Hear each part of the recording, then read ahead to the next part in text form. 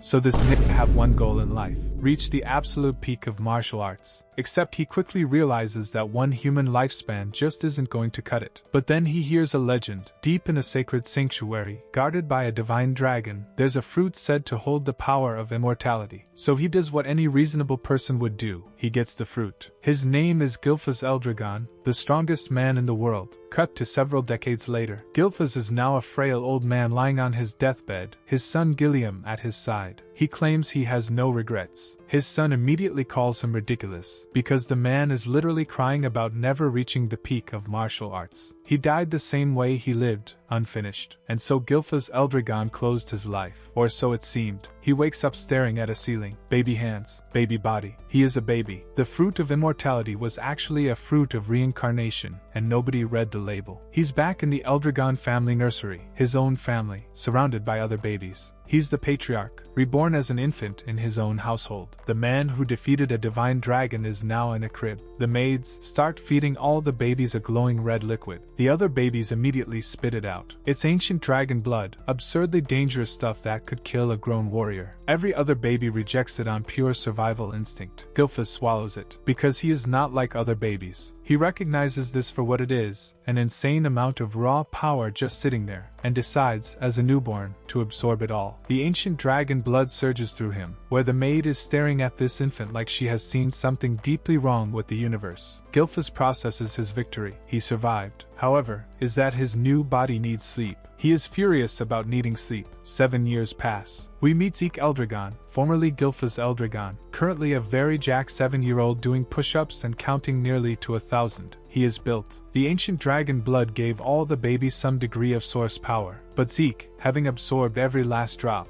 underwent changes that surprised even himself. Here's how the power system works. Stars represent your own source power compressed to its absolute limit. The body is a universe, the stars float within it, and the more you have, the stronger you become. Each additional star is harder to obtain than the last. In his previous life, Gilfas reached 10 stars, the only person in history to do so. Zeke currently has 1 star. He is not pleased about this. He should have at least 4 by now. His situation, it turns out, is pretty grim. His mother died when he was young. His father, the current family head, has never once shown his face. The family ran something called the Dragon Trial, which is exactly what it sounds like. Feed dangerous substances to babies, see who survives, recruit the survivors as Eldragon warriors. Zeke survived, and then received absolutely no follow-up for 7 years. No instructor, no education, just maids. He asks his maid if this treatment seems a little off. She cannot answer that. He asks about the other family children. She cannot answer that either. He asks if there's something wrong with his physical training. She says no, she's a 3-star practitioner.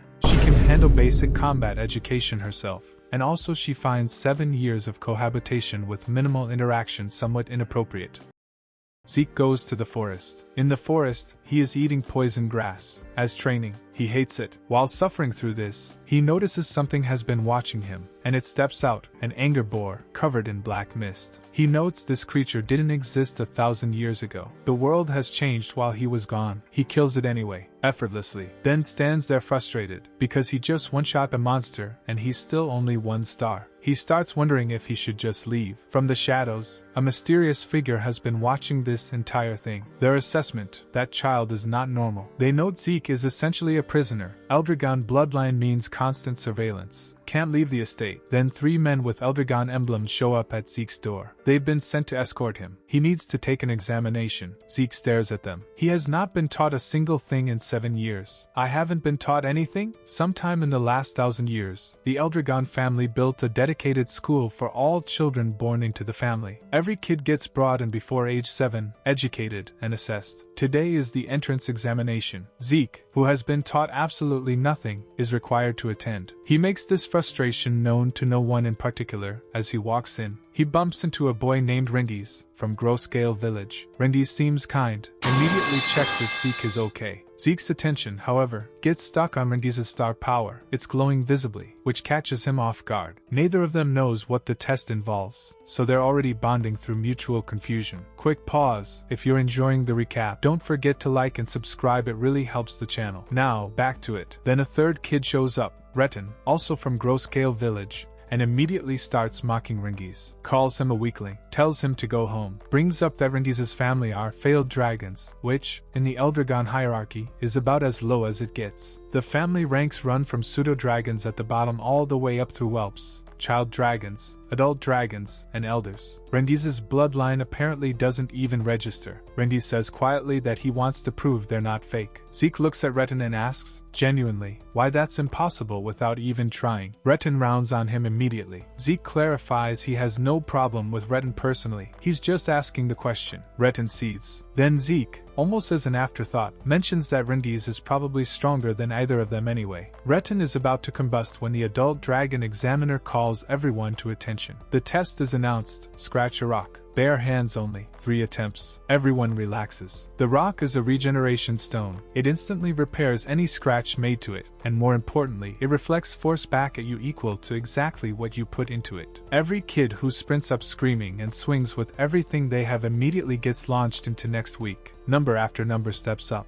The screaming is continuous. Zeke steps forward. He's spent the wait analyzing the situation. The point isn't raw power, it's how cleanly you can channel force through your body. Everyone watching assumes Zeke is going up barehanded. The crowd immediately starts speculating about how badly this is going to go for him. His fist will shatter, his arm will go flying, the rock will laugh at him. The examiner gives the go-ahead with a look that says he's seen enough children hurt themselves today that one more won't faze him. Zeke thinks to himself that 1,000 years have passed, and there are probably things he doesn't fully understand about this era yet. It doesn't matter. Ringies panics and tries to call him back. Zeke is already moving. He announces he's about to unleash his full power as he currently is. Dragon Destruction Combat Arts, First Form, Burst Strike. The rock does not survive. The rock ceases to exist. There's a crater where a rock used to be and Zeke standing in front of it looking mildly dissatisfied with himself, because that technique was a little too advanced for his current body, and he knows he still needs more training. The crowd is silent. Then Rindy screams, "WHAAT?" loudly enough for everyone. The examiner is visibly shaken. Destroying the regeneration stone entirely isn't supposed to be possible below 4 stars. Possibly not even then. A suspicious-looking blonde girl in the crowd says, "Interesting." Someone else mutters that the technique looks familiar, but can't place it. Zeke walks over to the examiner and asks how he did. Number 315 passed. He gets handed something as a reward. Ringies, still processing everything, also shows Zeke what he received, a healing potion. Zeke examines it and immediately clocks that it's not a standard commercial potion. It's spirit medicine. Specifically, it contains cloud-piercing clarity wood, sourced from a secret realm, filled with rare divine beasts, and is extraordinarily difficult to produce. This stuff barely appears in the world at all. Ringies mentions, a little quietly, that his family prepared it for him. Zeke doesn't comment on the family that gets called failed dragons, apparently being capable of crafting some of the rarest medicine on the continent. He just notes it and moves on. Ringies is up next, number 315. He's visibly shaking. Zeke asks him why he picked up a sword. Ringies doesn't understand the question. Zeke explains plainly that a sword is the wrong weapon for him. Someone in the crowd points out that Ringies' father used a spear, and famously fought the Sky Eldragon with it. Zeke asks the examiner if switching weapons mid-test is against the rules. It is not. Zeke turns back to Ringies. So, will he leave it as is? Ringies picks up the spear. He has no idea how to use a spear. Zeke's advice, thrust straight. Don't think about anything, just go forward. Ringies processes this. It might be strange, but Zeke believed in him,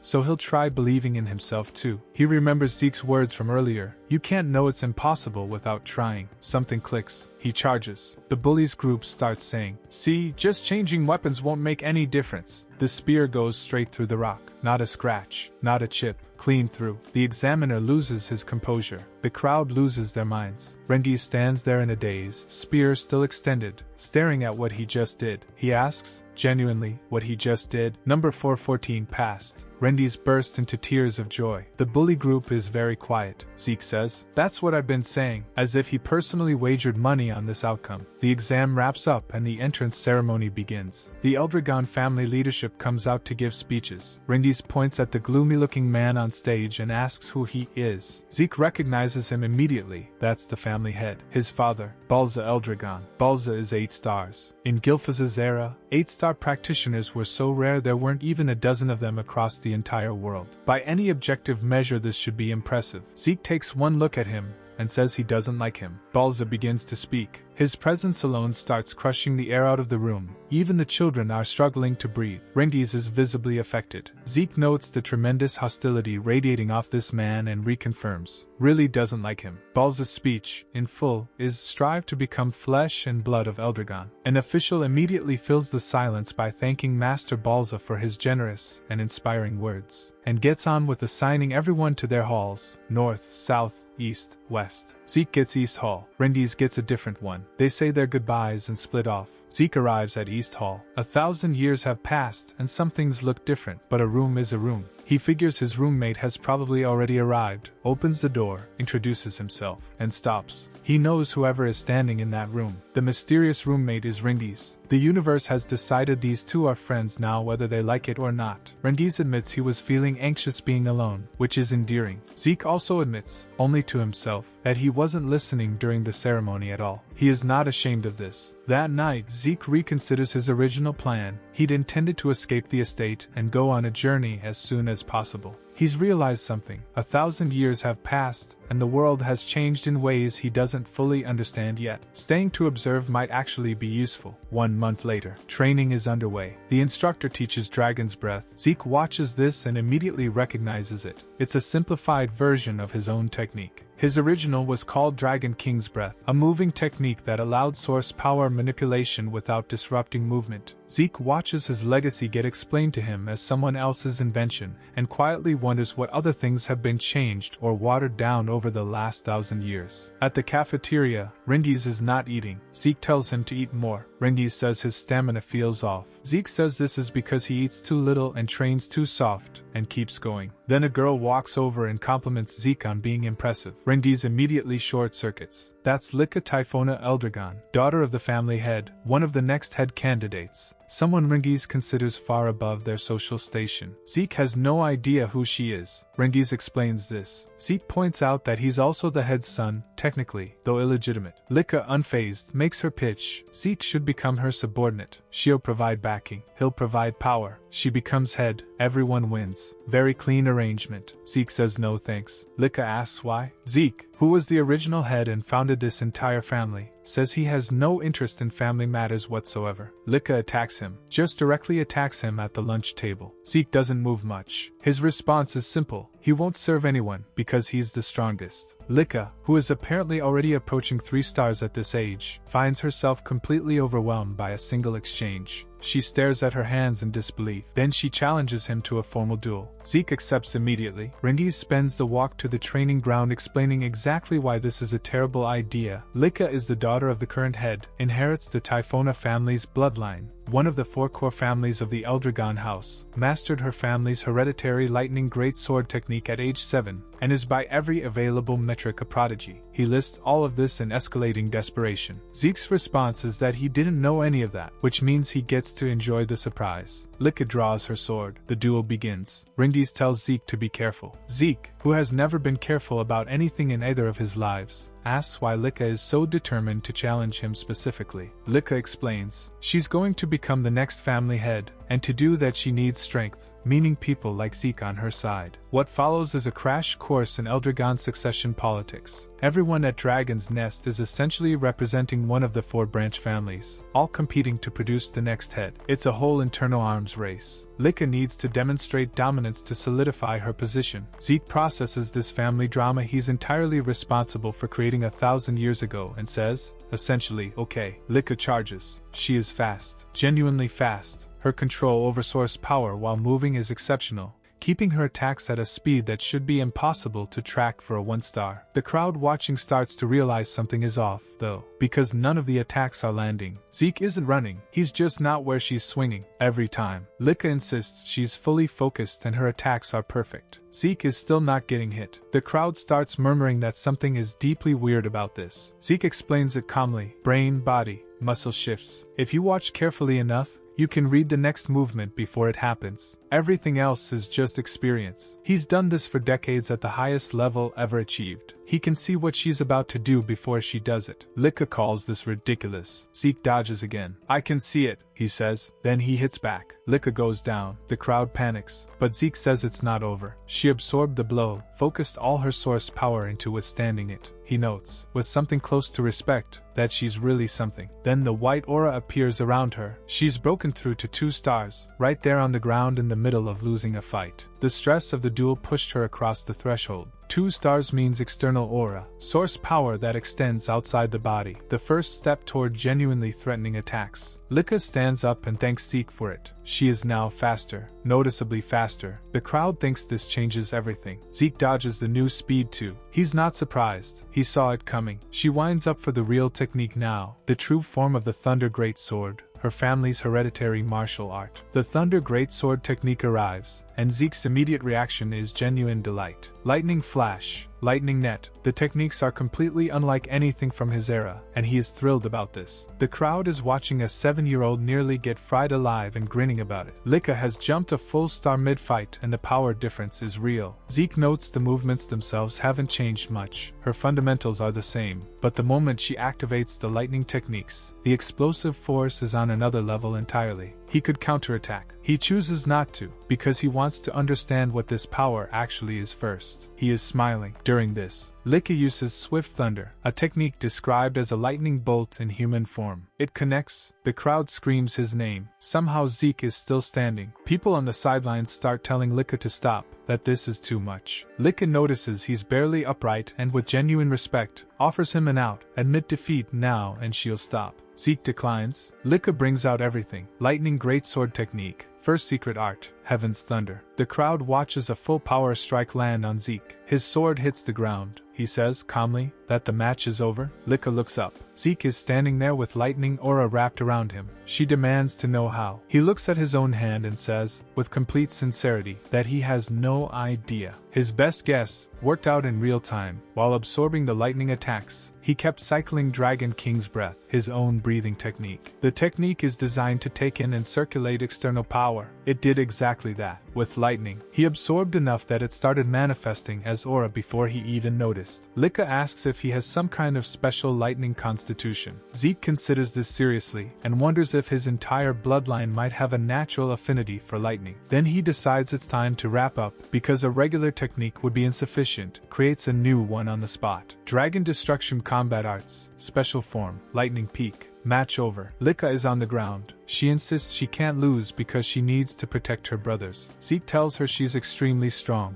and means it. Lika sits there for a moment, and then says something she clearly wasn't planning to, that learning new things is truly meaningful. That this was an extremely meaningful time. Zeke, for his part, tells her he's already looking forward to the next spar. She says she's no match for him. Cut to several hours later, deep inside the rift, one of the family's monster clearing zones. And standing in it is Balza Eldragon, current head of the family, 8 stars, and apparently having a normal Tuesday. He launches into Dragon Destruction Combat Arts, first form, Genesis. The monsters don't get a turn. Meanwhile, one of his officers catches up to him and reports that Lady Laka has reached the 2-star level. Balza's response is essentially, and, the officer elaborates, 2 stars at her age is impressive even for the dragon's nest lineage, and with her talent she could hit 4 or 5 stars by adulthood. Balza tells him talent doesn't matter. Tell him when she becomes an elder. Then the officer drops the other half of the report. Lady Laka was defeated. Balza turns around. The officer clarifies, she was defeated by a child the same age as her, Lord Zeke. Balza repeats the name quietly, adds, that woman's child, and moves on before any reaction can form on his face. His officer notes that Zeke reached 2 stars entirely on his own, no instruction, no teacher. Balza processes this for about 1 second and then announces they'll begin the first trial. Someone nearby points out that Zeke has only been at 1 star for about a month, and most recruits haven't even cleared 1 star yet.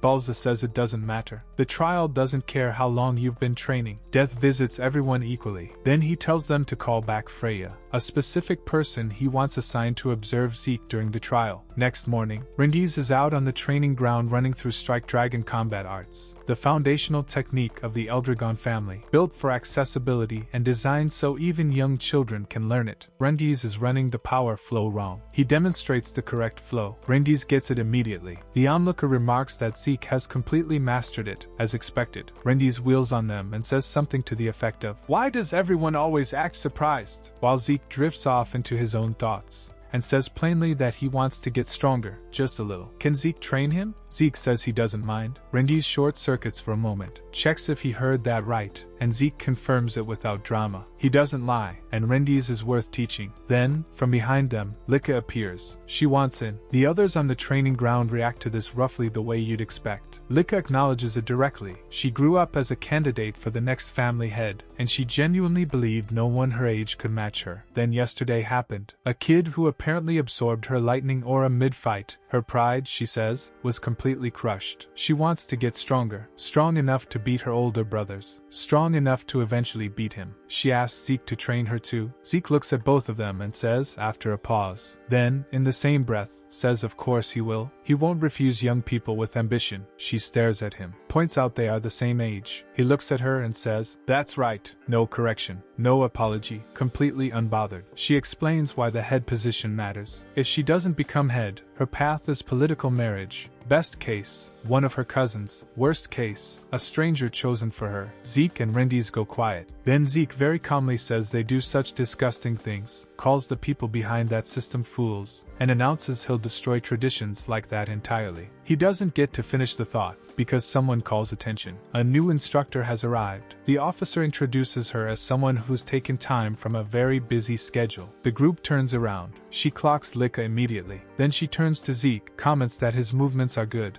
"What do you mean by that?" And says his aura quality is excellent. She introduces herself, Freya Fiwinkik, Black Dragon Core. She tells Zeke she sees, so this is what the head found interesting. She mentions his stealth technique is impressive, but what's actually got her attention is his martial arts. She can see something in how his source power flows, and she's never seen anything like it before. She wants to know what style that is. Zeke, looking at her, notices something unusual about her shoes and wonders what martial art she's using. He says, internally, "How exciting." They are genuinely both doing this to each other at the same time. Freya announces she'll be their instructor. The training ground erupts. Freya smiles and says of course she'll teach them, however, only if they pass her test. The test is simple. Take this crystal orb, go to Poison Dragon Mountain, spend a month there, come back with the orb. That's it. Zeke hears Poison Dragon Mountain and says quietly, "That's a nostalgic name. It's a region filled with poisonous creatures where a single blade of grass brushing against your skin can kill an ordinary person. It is, by any measure, a death zone. Zeke used it for training in his previous life." Freya continues, "Lose the orb,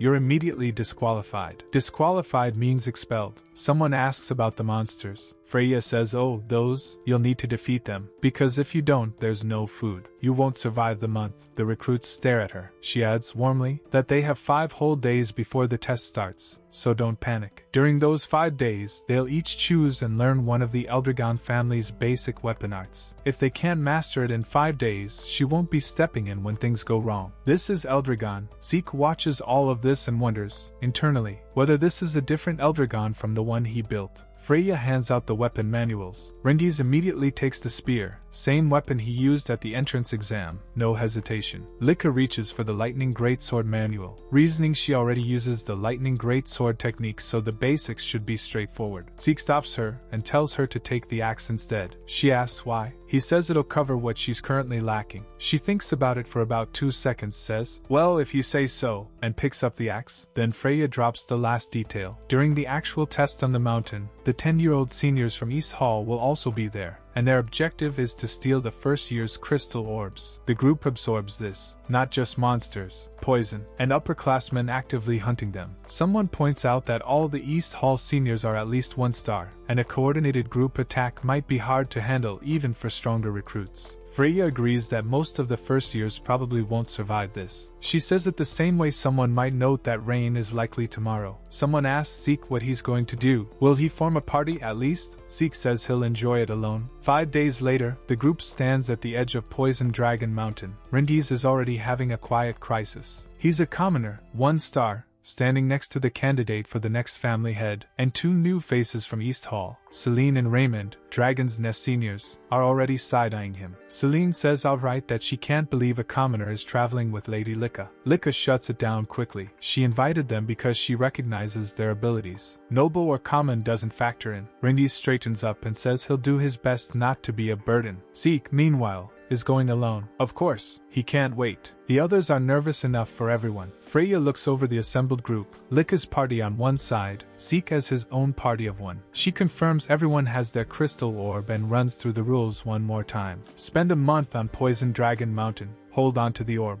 All orbs are identical, which means, if you lose yours, steal someone else's. Once the first years have settled in, the East Hall seniors will enter to hunt them. Someone in the group notes that most of those seniors haven't even hit 1 star yet. Shouldn't be a problem. Freya says the explanation is over. Test begins. Everyone floods into the mountain. Rindies finds Zeke and tells him he absolutely has to survive. Licca echoes it at the rest of the group. They split off and the first years disappear into the treeline. Zeke turns and follows them. Freya stops him. The officers discuss whether this test is too early. The new students barely have stars. Their actual combat ability is still developing. Freya reassures them. Poison Dragon Mountain has a lot of poisonous creatures, but the creatures themselves are nothing impressive. The students should be fine in most cases. Then she says, quietly, that she'll be releasing that thing later. The officer asks her to repeat that. She says nothing, claps her hands, and tells everyone it's time to head out. She watches the mountain and thinks to herself, how many will survive? She's excited. Inside the mountain, Zeke moves through the undergrowth. A group of East Hall seniors spots him almost immediately. They've barely started and there's already a first year wandering alone like he owns the place. One of them calls out to him. Another says they've found one already, and wonders out loud what kind of person is still out in the open after all this time. Is he stupid? Zeke turns around. He caught the arrow they fired at him before anyone finished speaking. He's smiling. He tells them he was waiting for them. Day 1 on Poison Dragon Mountain, and Licca's group is handling themselves. Celine and Raymond are holding their own against the wildlife. Licca is clearing monsters faster than anyone else because she's a 2-star who's been at this since before most of them could walk. By the end of the first push, Celine and Raymond have both broken through to 1 star. Rindies quietly notes that the 2 of them got there, and he's still waiting. Someone tells him not to worry, he'll hit it soon. He was able to take down a tree frog alone, which apparently counts as impressive. He also trained his spear handling directly with Zeke before the test. It's fine. Getting dark. Everyone back to base. At base, there's someone already there, an upperclassman. He admits he got found out faster than expected, confirms yes, he's here to steal orbs. Elsewhere, Zeke and Rindies, away from the base. Rindies is thinking out loud about what to do if they run into someone stronger. He doesn't have a star yet. He needs a method. Zeke tells him to give up. Rindies asks him to repeat that. Zeke clarifies. A starless person cannot beat a 3 or 4 star opponent. That's not a method, that's arithmetic. However, 1 star or 2 star is a different story. The monsters on Poison Dragon Mountain top out around 2 star, same as some of the seniors hunting them. So there is a method. It's just not a complicated one. Exploit an opening. That's it. Even without stars, if you find the right moment, you can turn a fight. The question is how. The answer, Zeke says, is endure. Keep enduring until your opponent makes a mistake. Rindy says that sounds like a pipe dream against someone stronger than him. Zeke agrees. It is, unless you're actually committed to enduring no matter what. The commitment is the whole thing. And then he adds, Rindies, you still lack confidence in yourself. That needs to come before anything else. Rindy says he knows, but Zeke cuts him off. One piece of advice. Don't overthink it. You're not trying to engineer an opening through superior strategy. You're just waiting, patiently, with your spear ready. When your opponent shows the gap,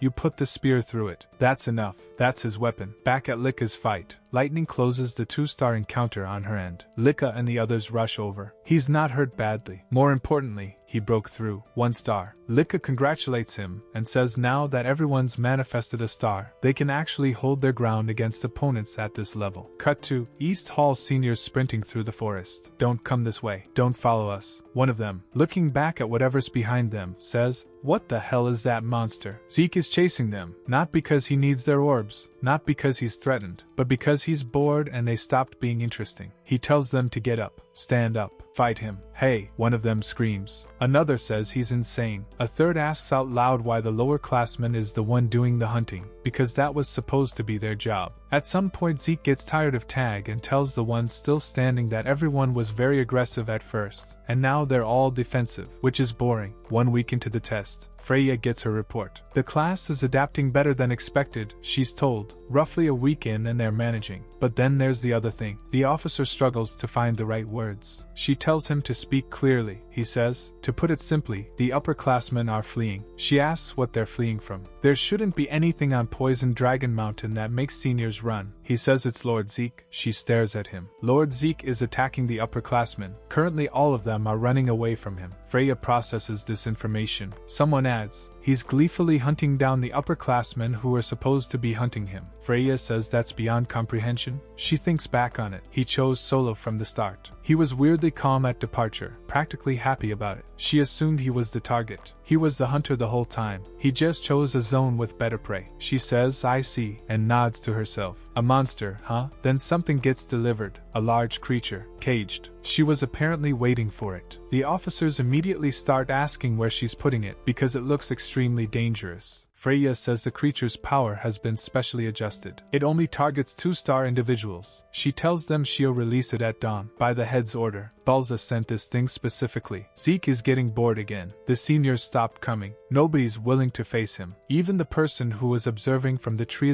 vanished sometime in the night. Then he feels something. A presence far off. 2-star level. But the creature type doesn't match anything he'd expect to find on Poison Dragon Mountain naturally. He wonders if it's something that evolved in the centuries since his last life. Then he wonders why the instructors aren't dealing with it. Then he wonders if they're deliberately not dealing with it. He decides he has no idea what they're thinking. He also decides this is perfect, because he was running out of things to do. He takes off at a run toward the signal, calling out to whatever's out there to wait for him. Back in Lika's camp, the golem is not waiting for anyone. Raymond tries to engage it directly and figures out immediately that nothing he has can get through the outer shell. Lika looks at all of them, understands, tells everyone to support her. Roger. They charge it together. The group takes hits. Rindies gets knocked hard. Everyone takes damage trying to keep the golem's attention split, but they hold the formation long enough for Lika to line up the strike. She raises her sword. Lightning great sword technique. Heaven's thunder. The impact is loud enough to feel. The golem goes still. Lika drops to one knee immediately after, source power completely exhausted. The others rush to her. She says she's barely okay, asks about Raymond first, gets confirmation he's alright, and says let's get back to base. The golem's hand shoots out and grabs her. Everyone freezes. It's still moving. After Heaven's thunder, it's still moving. Rindies screams her name and charges at it, which accomplishes nothing except that he's now also in immediate danger. Then something hits the golem from outside the frame. Everyone scrambles. Lika is free. They're asking if she's okay. She says somehow, and then someone stops and says, wait, that voice. Lord Zeke? Zeke surveys the scene. The unconscious group members, the damage, the still twitching creature that just tanked a full Heaven's thunder. He looks at the golem and says, what is this clay puppet? His group walked into a 3-star class opponent. He notes, dryly, that the state he's in right now is pathetic. In his previous life he could have closed this distance instantly. Then he remembers a technique from the manual Freya handed out on day 1, nurturing dragon combat arts. He throws something to test it on the way. Not bad. Feels good. Good thing he studied it. Calls it a golem? So that's what it's called. Notes that it has a presence but not much actual force behind it. Calls it a strange creature. Rindy stares at him. Zeke examines the outer shell. Hard. Genuinely hard. He tells everyone to stand back. Dragon Destruction Combat Arts, First Form, Burst World. The application, instead of attacking from the outside, he pours source power directly through the shell and detonates it from within. The golem comes apart from the inside. Zeke says, how's that? And then says, this is fun. 1 month later. By the end, the 7-year-old cohort had been reduced to roughly 20% of its original number. The survivors, all of them, reached 1 star. Shortly after returning, Zeke is summoned to the family head's chambers. He asks out loud why he has to be called in like this. Freya, walking beside him, tells him to call Balza. Master Head. Zeke calls this fussy. Freya tells him this situation is clearly his own fault, and that he brought it on himself. Freya closes her eyes and sighs. She stops in front of a set of doors tall enough to make a point. Freya tells Zeke, one more time, to fix his attitude before they go in. He asks why. She says because he'll be killed. He says he won't let that happen on his watch. She stares at him and says he's very violent, and then they walk through the doors. Balza dismisses Freya from the room. Zeke stays. Balza asks why he attacked the upperclassmen. Zeke says, let me ask, was I not allowed to attack them? Freya, still technically in the room, looks like she wants to disappear into the wall. Balza asks what he just said. Zeke says the test conditions were to survive on the mountain and spend the time freely. He heard nothing about prohibitions. Balza's aura fills the room. The killing intent is thick enough that Freya goes rigid and thinks, you'll be killed. Zeke looks at Balza and says, stop threatening me. It's annoying. The aura drops. Balza pivots. He says, did you summon me just to ask about trivial things? Then gets to his actual question. According to reports, Zeke defeated every upperclassman assigned to the test and destroyed a golem. And now he stands here in front of the current family head without any visible fear. How did an illegitimate child obtain that kind of power? Zeke says the reason for his power is simple. There's no reason other than the fact that it's him. Balza says his attitude is as frivolous as expected, then offers a reward for the golem, one item from the dragon treasury, or access to the dragon hall up to the second floor. The dragon hall and dragon treasury are both explained here, repositories the family has been building since the first patriarch, meaning since Zeke's previous life. The dragon hall holds books, manuals, and texts including things now classified as forbidden. The dragon treasury holds legendary weapons, spirit medicines, and artifacts from every head since the beginning. Access to the second floor of Aether is strictly restricted to those who've demonstrated exceptional results. Only a handful have ever been permitted. Zeke asks if he can have both. Balza says that's all. Leave. Freya physically steps in and thanks the head on Zeke's behalf. She starts steering him toward the door. Then Balza speaks again. One thing. Zeke stops. As long as you keep killing your emotions like that, no matter how hard you try, you'll never become strong. Freya rushes them out before anything else can happen. Outside, she rounds on Zeke immediately. What was he thinking? That was the master head. There's a certain way one behaves before the head. Zeke says he should say things clearly and as much as needed. Freya says that was him showing restraint. Zeke says Balza is a family member, after all. She asks which reward he's taking. He says both. She says no. He considers, and chooses the Dragon Hall. He doesn't have enough knowledge about this era. New techniques he couldn't investigate over the last 1,000 years. Developments in the family's arts he hasn't been able to read. He's genuinely excited about it in a way that reads less like a 7-year-old getting access to a library and more like someone who has been waiting a very long time. Lika mentions she heard and says she thought he'd take the treasury. Zeke says knowledge matters more to him right now. He's heard the second floor has rarer material, including martial arts texts at each star level. He wants to read those. Lika agrees the second floor sounds more valuable, though she adds with complete confidence that she doubts there's anything there that beats her lightning great sword technique. The time limit for the Dragon Hall, 5 hours. They enter. The hall is larger than anyone expected. Rendies is visibly impressed. Zeke looks out across the shelves, books and texts and manuals built up over 1,000 years. He says, let's see if there's any knowledge here that can surprise even me. Zeke opens the first book and immediately says, what the heck is this? Rifts, chaos, magic, dimensional walls. He's reading about events that happened after he died, and there is a lot of it. About 900 years ago, roughly a century into the period after Gilphaz's death, a tear opened in the dimensional walls, a rift. What was on the other side turned out to be a chaotic otherworld, later called the Chaos Realm. The people of that world developed techniques to harness source power within themselves to survive, and at some point, the Eldragon family ended up in the middle of all of it, fighting alongside them. Through those battles, 4 warriors from the other world formed bonds with the Eldragon family deep enough to merge their bloodlines into it. Those 4 became the founders of the 4 great Eldragon branch families that exist today. Zeke sits with this. He noticed something off about Lika's lightning. The quality of it wasn't anything from his era. He'd seen something described as a strange black rod that connected to another world at some point. It clicks. The outside world techniques bled into the family line. That's what he's been looking at this whole time. Magic. He desperately starts looking for a book that explains how to actually use it. There isn't one on the shelf. He says this out loud at volume. A library attendant tells him to please be quiet in the building. Then he picks up something else. A technique that produces no presence, just motion. Just the output. He watches it described. Source power used as threads to move multiple objects simultaneously. flowing around people's bodies in patterns he doesn't recognize at all. He cannot figure out the logic of it. He finds this absolutely delightful. He starts getting louder again. The attendant returns. Zeke asks how he's supposed to be quiet in front of something this interesting. He demands something even more interesting be brought before him immediately. Then, closing time. Zeke asks what happened to his 5 hours. Outside, everyone reconvenes. Rengi's borrowed a martial arts manual and picked up a basic acceleration technique and something defensive. Other members of the group share their results. Zeke processes the list of what they found. Acceleration techniques, defensive formations, shield arts. He recognizes the DNA of every one of them, Eldragon style. All of it traces back to martial arts that were built in his previous life, carried forward and refined over 1,000 years. Lika pulls out something heavier, a text dealing with a specific development from the 15th Heads era. She mentions Dragon's Breath in passing. Zeke goes quiet for a moment. Dragon's Breath was something from before his death. The 15th Head improved it. He looks at the books brought out around him and notes that a lot of what he wanted wasn't available in the Dragon Hall at all, but the improved versions of things he did know were sitting right there next to the gaps. He says, most intriguing, he cannot wait to come back. A special rift has appeared, and inside it, magic water. And the Black Dragon Corps captain lays out the stakes in full. Drinking magic water grants a constitution that converts source power into an entirely different force,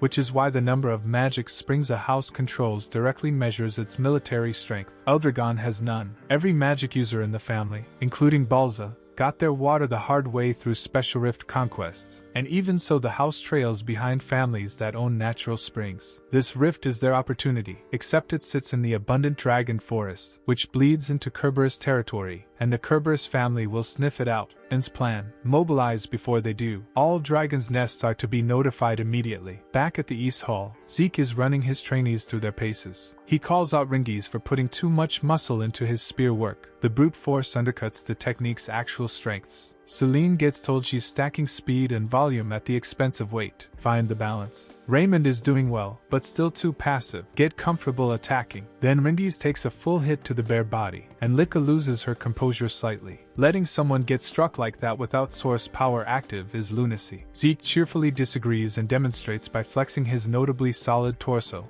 which he has apparently been building up through exactly this kind of training. The other trainees watch in genuine alarm. Celine wonders aloud how any human body works this way. Lika, without missing a beat, clarifies that Zeke is not to be placed in the same category as humans. The seniors apparently already have a name for him, the Eastern Hall's demon child. Lika arrives to tell him they'll be seeing children from the other dragon's nest soon. She picked this up from watching the instructor's body language and the patterns of their conversations. Zeke, who had already worked it out himself, tells her to keep an eye on the West Hall specifically. They have one of the other head candidates. His reaction to this information is a single word: fun. A few days later, the arena. All grades gathered, no separation. Freya tells them to be quiet, then delivers the announcement. In 3 days, they'll fight representatives from the other 3 dragons' nests, 7 selected from each hall, drawn from 10 candidates per nest, chosen by grade. An upperclassman named Rick immediately takes issue with any lower grade students being included, announcing that no one beneath his level belongs there. Freya says she doesn't care, decide by today. Rick then addresses Lika directly. Lineage counts for nothing when it's a contest of skill. This lands slightly awkwardly when it comes out that Lika has reached 2 stars, which surprises even Rick. Zeke agrees with the general principle that selection should be based on ability, then points out that if Rick himself is the standard, there's actually room for discussion about who qualifies. When the argument keeps going in circles, Zeke cuts through it. Run preliminaries. Anyone who wants to compete enters regardless of grade. If you're confident,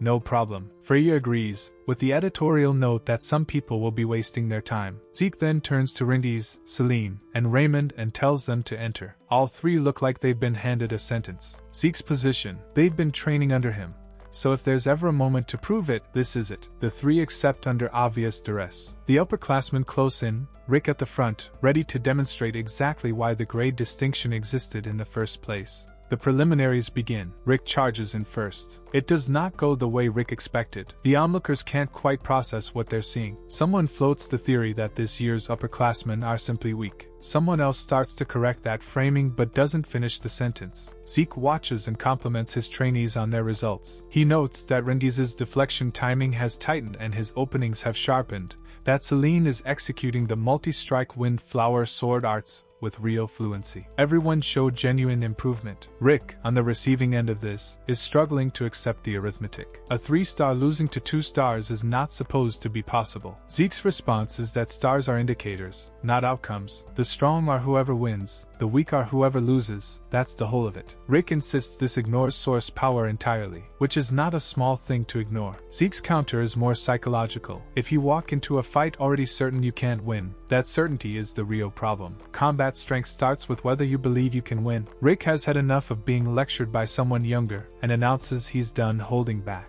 He invokes the great strength technique, great strength, and follows with Gubara. Zeke takes it and puts him down. His verdict, you trained well. Lika's comment on this is that it's a bit rich coming from the person who just knocked him over to demonstrate the value of training. She's not wrong. Meanwhile, West Hall training grounds. Bodies on the ground. Someone's saying it hurts. In the middle of it all, Venial Fafreld Eldragon, one of the other head candidates, sits back and calls every single one of his opponents useless. His right-hand man Alan stands nearby. The one person who earns Venial's approval is Letton. Alan reports that Lady Lika is confirmed to be participating on the East Hall team. Venial dismisses it. Doesn't matter how good she is, the West Hall wins. Opens on a massive arena packed with students from every hall. Lika notes that some kids already dropped out before the exams even started. Zeke is off to the side doing his thing, silently grading everyone's fighting strength in his head. The East Hall upperclassmen who got absolutely cooked last chapter have apparently done some soul searching, because they show up announcing they now genuinely respect strength. An observer scans the competition and notes that, as expected, East Hall has no 4 stars. However, there are several people with 1 foot in 3-star territory, which is apparently worth watching. A woman comes sprinting over yelling, "Lika!" and tackles her in a hug. This is Sandy Typhona, daughter of the Typhona family head and Lika's cousin. She is very enthusiastic. She also immediately looks at Zeke and the group and asks Lika who these children are. Sandy then proceeds to question whether they have what it takes to be companions of a next head candidate. Zeke stays quiet. Sandy clocks him, gets told he's also a candidate, and her response is essentially, "I didn't think a mere illegitimate child would still be surviving." Lika is visibly uncomfortable. Zeke doesn't react. Sandy keeps going, pointing out that none of East Hall's candidates are even 3 stars, calling their quality poor. Then Zeke very calmly says, "A mere illegitimate child with no blood purer than the head's blood. Are you actually giving me advice?" He calls it a warning. Sandy looks like she wants to respond, but before it escalates, a guy named Ebos Van Blade from North Hall steps in to tell everyone to stop causing trouble for other teams. Teach Mentrick lays out the rules. Tournament format, 4 halls, elimination brackets. Everyone's listening very carefully. Representatives step forward one by one. West Hall goes first, then North Hall. When North Hall's rep walks up, Zeke clocks him immediately. That's Venial Fafreld Eldragon, sitting in the crowd like a final boss who showed up early. Zeke notes it's not just Venial. Most of West Hall's fighters feel strong overall, but there's one guy specifically that keeps catching his attention. Someone he recognizes from the entrance exam, whose skill level has apparently gone way up since then. Then the crowd spots Randy standing with the East Hall group. Confusion spreads. Why is the dropout here? Randy's, for his part, says he's fine and tries to move on. East Hall is called next, and everyone assumes Lika will step forward. Instead, Zeke walks up. Sandy, watching from the other side, immediately starts loudly questioning why an illegitimate child is representing instead of Lika. Lika shuts it down. He's the strongest among them. Sandy does not accept this answer. Brackets get drawn. The marble draw puts East Hall versus North Hall in the first match, and West Hall versus South Hall in the second. Sandy turns to Lika and announces this is a good opportunity to wake her up. She's going to crush East Hall thoroughly so Lika remembers her position and purpose. Lika's response, "Bring it on." Our guy is standing there looking unbothered as usual, and someone in the East Hall corner is already convinced he's going to win easily. Fight 1 kicks off, and North Hall takes the first match. Match ends. East Hall loses the first one. Zeke's response to his teammate's apology is essentially, "This isn't a death battlefield.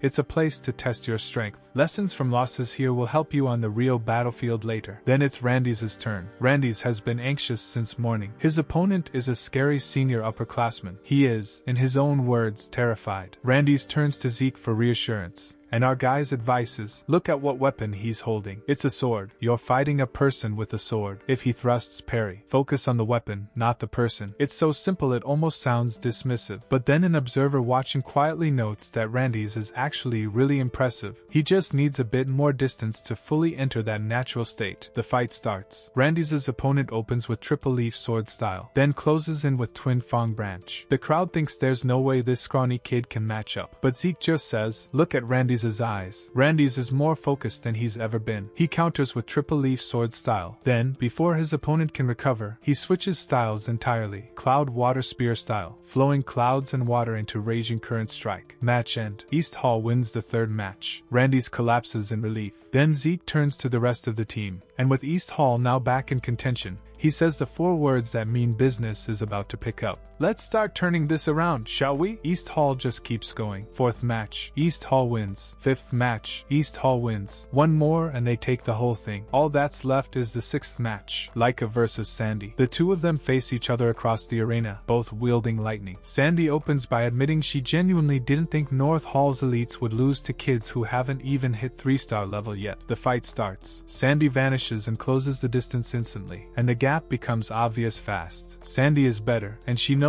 it. She even calls out a bad habit Laika has apparently had since her early training, the tendency to wildly swing her sword when cornered. She hits Laika with lightning flash into scatterbolt. The crowd watches in silence. Sandy stands over Laika and tells her to give up. She can't win at this level. She goes further, says if she'd known it would come to this, she would have petitioned their father from the start and dragged Laika to North Hall by force. Laika refuses to stay down. Sandy, running out of patience, says fine, and hits her with reflect, then follows up harder. The crowd starts asking if the match is over. Zeke watches quietly and says, looks like she's about to break through another shell. Laika, battered, pulls out lightning great sword arts. First secret technique. The attack lands, and then Sandy says, calmly, that should have been the finishing blow. But Laika is still standing too. She looks at Sandy and says, these past 5 years, I've been training too. This match isn't over, it's just getting started. Opens before the match, with a flashback to Laika and Zeke's conversation right before she stepped onto the field. She admits she was nervous. Sandy was the one who first taught her the basics of lightning great sword arts. Zeke tells her to remember their training, specifically, the 5 years they've spent together, the focus on reading opponents, on staying calm under pressure, on composure. He also points out something she apparently has not fully processed, that she's been the strongest in East Hall this whole time. She should not be worried about results. Then he adds, your sister taught you lightning great sword arts. This fight is the perfect opportunity. Observe her techniques closely. If you do that, you will become even stronger. Back in the present, that's exactly what's happening. Sandy opens with judgment. It fails. Sandy changes speed and charges. Laika adjusts. She's been absorbing Sandy's patterns the entire fight, and now she's starting to apply what she's seeing in real time. The observers piece it together. Laika learned her sister's lightning great sword arts during the match itself. It's the result of Zeke's training, and by studying the same sword style mid-battle, she's reached a new stage entirely. Sandy is not pleased. She calls it a marginal imitation and hits lightning flash, but she's being pushed back now. She admits internally that she's being overwhelmed. As for physical training, she's spent the past 5 years pushing herself toward a specific person. This is everything she has. Laika answers with lightning great sword arts. Grand thunder. Match over. Laika wins. Sandy, on the ground, laughs quietly and says, you've gotten stronger, but the matches aren't over. Someone else steps onto the field, and he's been wanting this fight for a while. He walks straight up to Zeke and says he's happy to get to fight him like this. Zeke asks who he even is. The guy explains, even though Zeke's only 2-star,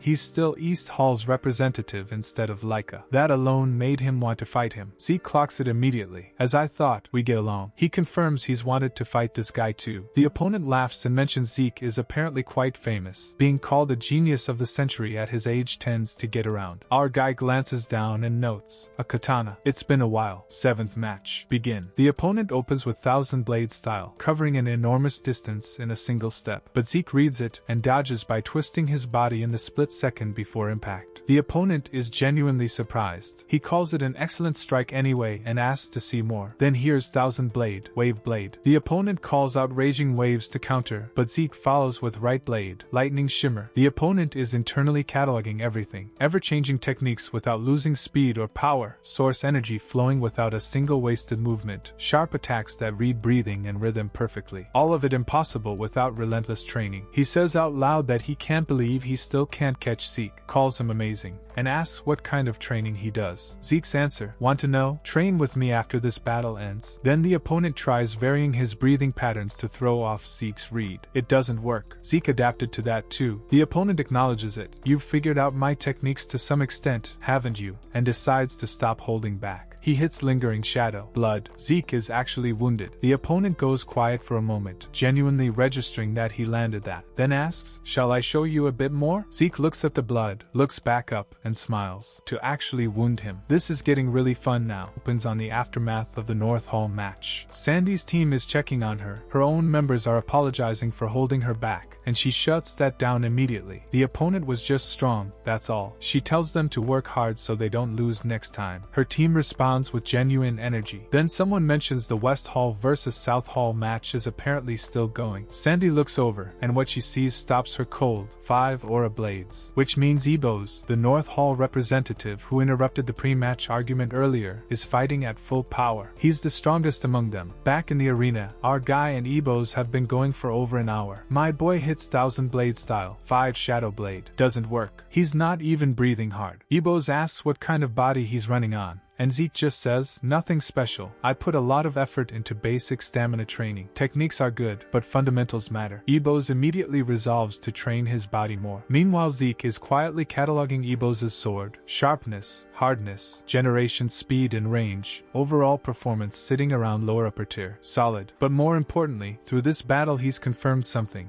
The fundamental difference between martial arts 1,000 years ago and now. Ebos realizes all his attacks are being countered and says as much. Zeke confirms it. He's finished observing. Ebos acknowledges this was a wonderful experience, says he'll pay his respects, and presents what he's learned during the battle as a new technique on the spot. 1000 blade style secret technique. 5 blade ultimate strike. He knows he can't win, but he'll keep struggling. Zeke answers with Dragon Destruction Combat Arts, second form, modified fist star. The explosion is enormous. When the dust settles, Ebos can't move a single finger. He says, lying on the ground, that he still has so much more training to do. The official call is made. Winner East Hall. The crowd erupts. Ebos lost. That East Hall guy is something else. The arena needs repairs before the next match. Turns out the whole venue is built from a rare material called aetherite that restores itself when you infuse it with source power. Zeke watches the arena rebuild itself and calls it incredible. Randy's, standing next to him, asks if maybe he went a bit overboard.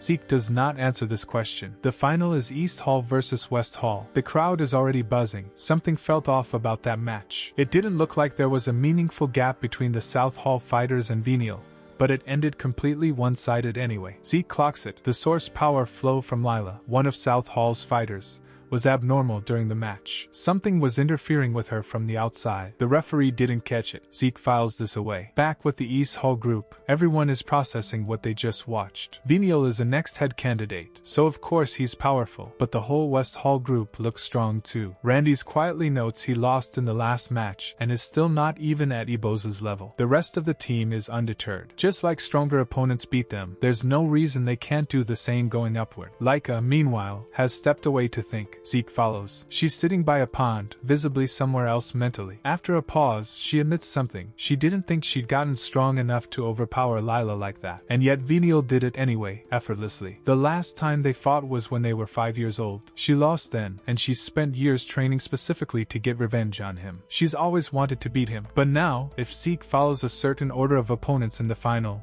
Venial will probably be the one to fight Zeke instead of her. She hates herself for even feeling relieved at that thought. Before she can sit with it any longer, Venial himself appears. He immediately opens with the suggestion that if he becomes head, she might end up as his wife. Laika tells him to shut up. She's going to be the head. He says she knew she couldn't win against him, saw the match, and became sure of it. Isn't that right? She doesn't answer. Venial tells her to just give up and submit to him. He'll treat her well. She tells him to shut up again. He shrugs, says she really has no cute qualities, and leaves with his people, not before one of them mentions that illegitimate kid who beat Ebos. Venial's crew starts discussing how to handle Zeke before the match. They consider approaching him directly, but note he seems sharp and might notice. Someone suggests they can set things up during the match itself instead. Venial, completely unbothered, says he's not going to lose to some kid without tricks anyway. But in this match, sure, enter the crime regardless. So we open on what looks like some kind of inter-hall tournament, and our guy is standing there watching the upperclassmen,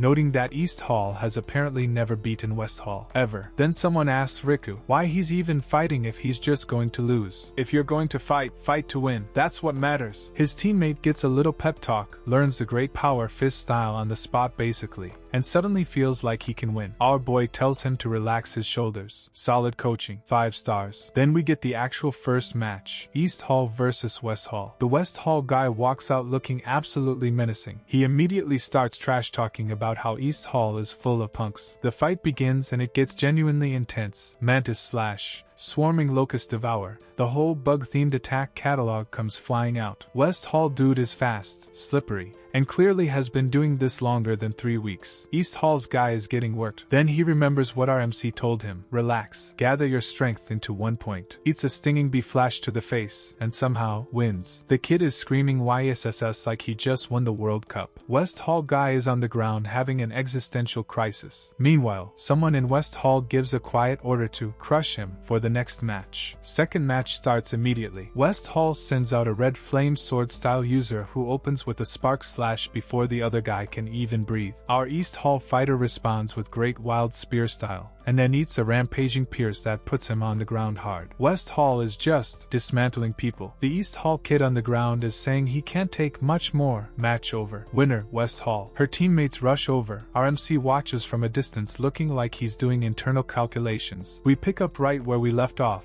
Marin is down, the crowd is tense, and West Hall is standing around looking smug about it. Their guy straight up says the fighter who hurt her was just following orders, and when East Hall pushes back, West Hall's response is essentially, the referee didn't stop it, so it's fine. And then Randy steps forward. He looks at Letton and says flat out, today, right here, I'm going to surpass you. Letton goes, what? Reasonable reaction, honestly. The match starts and Randy's opens with cloud water spear style, water pierce. West Hall's guy hits back with serpent strike sword style, and immediately starts trash talking, calling him a weakling, telling him to go back to the village. Real charming individual. But here's the thing, Randy's blocks it. A curved, redirecting block. The West Hall guy is genuinely confused. His entire game plan was, be faster and meaner, so West Hall switches to trying to read Randy's movements and counter everything. Then RMC, watching from the sidelines, had apparently given Randy's one piece of advice before the match. Not a technique breakdown, not a combo, just a saying, clouds drift freely, water flows gently. But then we get the flashback. Young Randy's fishing with his dad, who used to stare at clouds and rivers all day. Kid thought his dad was just relaxing. Turns out the man was basically meditating on the nature of flow and freedom. Randy's grew up thinking human worries were small against something like that. And now, in the middle of getting called a fake and a fraud by this West Hall guy, who is screaming that Randy's will end up just like his fallen friend, something clicks. Clouds drift freely, water flows gently. Randy's just becomes that. His whole body language shifts, and he unleashes something that sends the West Hall guy flying.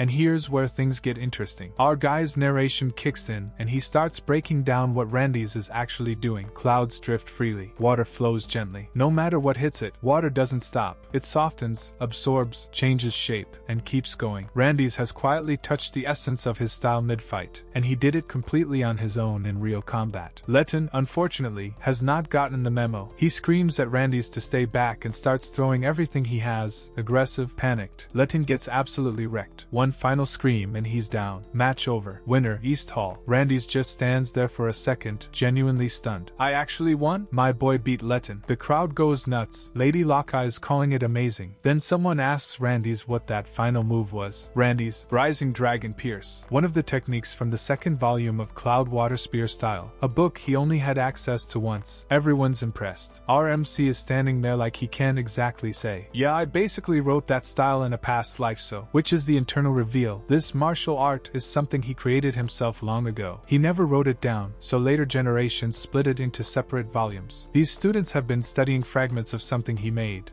and they've been unlocking its essence without knowing the full picture. He finds the whole thing quietly wonderful. East Hall rides the momentum. They win their next matches too, and the scoreboard starts tilting their way. West Hall is rattled. Then we get to the fourth match, and the last one up is Laika. Laika looks at him like, what is it? A little caught off guard. He asks how she's feeling. She says same as always. She steps into the arena. Our MC watches, and something shifts in his read on her. There's a strange feeling. Her opponent is a West Hall fighter who opens with exactly the energy you'd expect from someone who thinks they've already won. Match begins. Laika is fast. Genuinely fast. The opponent immediately recognizes what he's dealing with. Lightning aura. Then something shifts. Laika takes a hit. Not from being outplayed. Her lightning aura just cuts out mid-fight. The crowd reacts. RMC's expression goes flat. The opponent reads it immediately. Her source power isn't functioning, and he does not ease up. He presses the advantage hard, talks down to her. You can't beat me without your aura. Laika is eating attacks. No source power, no aura. Then the opponent's sword comes down in a move that stops looking like tournament combat and starts looking like something else. Our guy moves. He jumps into the arena and intercepts. Just steps right in between Laika and the blade. Randy's looks horrified. The opponent steps back and plays innocent, as if I would do such a thing, but RMC isn't buying it for a second. From where he was standing, that strike was aimed to kill. Now the green-haired West Hall fighter who's been watching the whole time steps forward and gets in RMC's face. You interrupted a sanctioned match. The opponent keeps performing innocence. Our guy doesn't raise his voice. He just lays it out plainly. Laika can't use her source power right now. Anyone watching could see that. The official ruling comes down fast. West Hall wins the match. RMC's interference forfeited it. Simple as that. He apologizes, takes the loss cleanly. Then the next match is announced. RMC steps into the arena. The West Hall fighter across from him opens with the kind of confidence that comes from genuinely believing he's already won. Match begins. And then, boom! Bro came like a flash and fucked up his mouth. Mid-exchange, he just says it. For someone who talks so much about real combat, you sure leave yourself wide open. Our guy hits him once, twice. The fighter is processing. I countered as fast as I possibly could and he's already past me. Third hit lands. RMC stops, tilts his head. How does real combat taste? Then, RMC walks him through it. 3 hits so far. First was the neck. Second was the head. Third was the heart. You'd already be dead 3 times. The only reason you're still standing is because this is a tournament. So when you talk about real combat, aren't you the one running away from it? The guy doesn't have an answer for that. And this is where it shifts from a fight into something more like a lesson. He acknowledges that everyone in West Hall will probably become excellent warriors. But this isn't real combat. There's instructor supervision, recovery potions, safety nets. Calling it real combat is just dressing up a controlled environment in dangerous language. The guy snaps completely. Windrending fan, storm blade, full technique chain. The crowd reacts. RMC just watches the aura expand and says, "Why isn't any of this landing?" Then answers himself, "It's fine, I just followed the flow." He's reading every attack before it arrives. The guy is burning everything he has and none of it is connecting. Our guy steps aside, hits him again. The fighter is done physically, body at its limit, but still standing, still threatening to kill if RMC keeps walking around like he owns the place. RMC calls it admirable in a warrior, genuinely, then tells him to give it up because there's nothing left in the tank. The guy makes one last call. He releases everything at once. Full aura burst, screaming. What looked like a massive power spike. Our guy already finessed it. "You're already pinned." "What was that?" Gale bullet. One clean shot. Match over. The crowd is stunned. Opens with RMC asking one simple question. Why? The answer is poison. Specifically, a poison that only activates when source power is stirred up. RMC figures this out, then gets smug about it. With that poison sealing your source power, you've still got nothing. Something like that is meaningless against someone with a properly trained body. Ziki pushes back. "You're saying my true killing poison is meaningless?" RMC just nods. "It's genuinely impressive, groundbreaking poison work, but it doesn't work on me." He detoxed himself mid-fight. The crowd can't believe it. Ziki can't believe it. RMC shrugs. "It was an interesting poison, but in the end it all comes down to your own strength." We get the flashback. Young Ziki, ordinary in a house where ordinary means worthless. His mother telling him he has no reason to exist if he can't become the head. His older siblings talented, capable, every single day being measured against people he couldn't match. And in those endless days, he found one thing, poison. That was his talent. With poison, he could fight. Back in the present, all that pain just pours out of him. He's screaming, "What do you know about me? I get compared to geniuses every single day. No matter how hard I work, in front of their talent I'm nothing. And still I have to struggle and claw my way up. And you, someone who knows nothing, you dare judge me?" He goes all in. Deadly smoke, all his poison reserves, even forcing himself to inhale some of it. A cloud that would poison anyone who breathes it in. RMC takes the hit. Ziki hits the ground. Ziki stares up. What is this guy? RMC tells him to listen. "You've got one big misunderstanding. To grow strong, you don't need talent for martial arts. You don't need special talent for source power. All you need is, I want to win. That thirst, that's the road that leads to real strength." And from what you've been showing me this whole fight, you have it. Then he looks at Zeki's weapon and quietly points out he's been using the wrong one. His poison style, the way he moves, the range he needs. It suits something with a longer handle, like an umbrella, for example. Long history, adaptable, can be turned into a weapon. For me, most things in this world can become a weapon. Something that suits you. Zeki stares at him. Me? RMC nods. On the battlefield, you'd be more of a warrior than anyone. In a real fight, as long as you win, anything goes. If you cling too hard to warrior's pride, you won't be able to use every tool. Your thinking isn't wrong. What's wrong is what you're using it to protect. Then he extends a hand. Come to me. Zeki, huh? RMC. If you do, I'll make you as strong as you could ever want. You're stronger than you think. Don't worry. Once I'm done with you, you won't have time to worry about talent or any of that nonsense. Zeki just stares at him. This guy sure talks a good game. Then RMC remembers. Oh right, we're still in the middle of a match. He turns around and very casually knocks Zeki out with one hit. When you wake up, come find me, alright? Zeki hits the ground. Match over. The announcer calls it Champions, East Hall. This concludes the selection matches. East Hall erupts. Everyone's celebrating. Everyone's together. The arc is done. Opens at the victory dinner. East Hall won. Everyone's sitting around a proper meal. And Laka is already asking the obvious question. We're the ones who won, right? So why did they call all of us here? Then the officer running the whole thing stands up and starts explaining. A few days ago, a special rift was discovered inside the Eldragon family's domain. Not a normal rift, something that appeared right on the border of their territory, and whatever's inside it, they need soldiers with a minimum 3-star level or lower to enter. Anyone higher gets forcibly pushed out. So the mission, send a strike team into the rift, clear it, and retrieve the magic water inside. Failure is not optional. RMC is processing this magic water. By condensing it, you get the ability to convert source power into magic power, meaning you can follow someone who uses magic. As for who goes, East Hall won the selection matches, but that doesn't automatically mean all 7 of them are on the strike team. The officer gives team selection authority to one person, through a certain someone's full potential during the matches. And with that, Zeeb, he chooses RMC to pick the squad. RMC, what, me? If you let me pick, he says, I'll just make myself the manager of the team, and make Lika the captain. There's actual logic to it. He needs to train his own people without sending them into danger. He's not really interested in becoming head anyway. There's only one thing he wants: the end of the martial path.